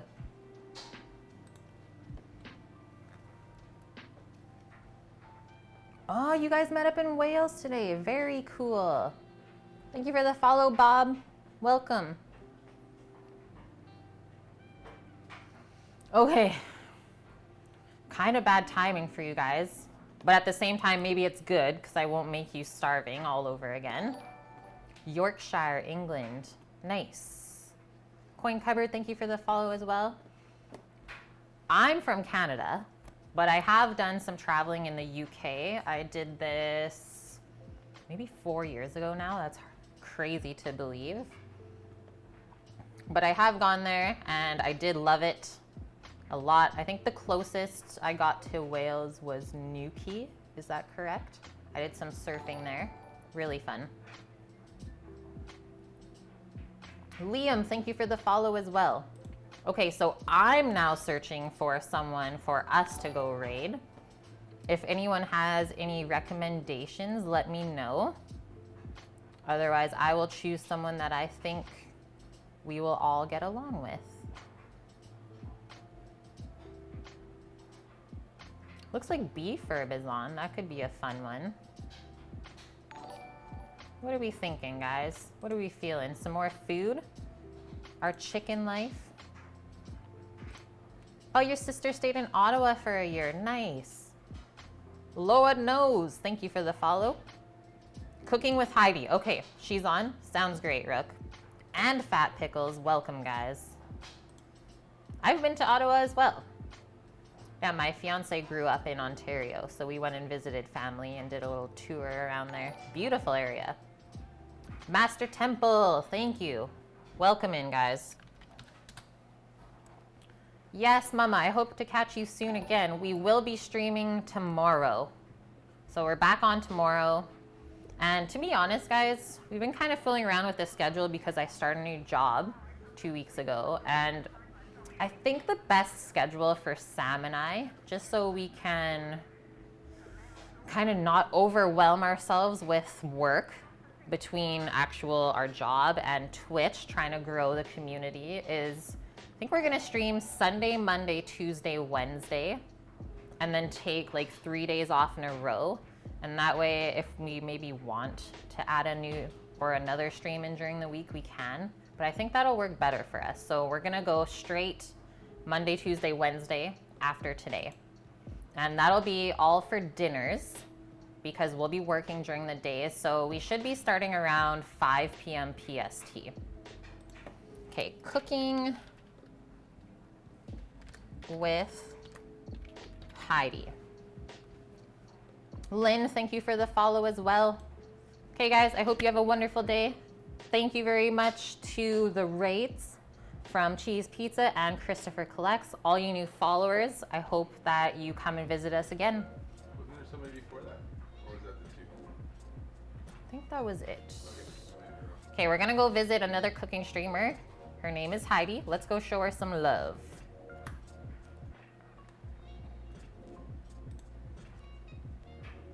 Everyone, go enjoy the rest of your weekend. Love you all. Bye. Take care.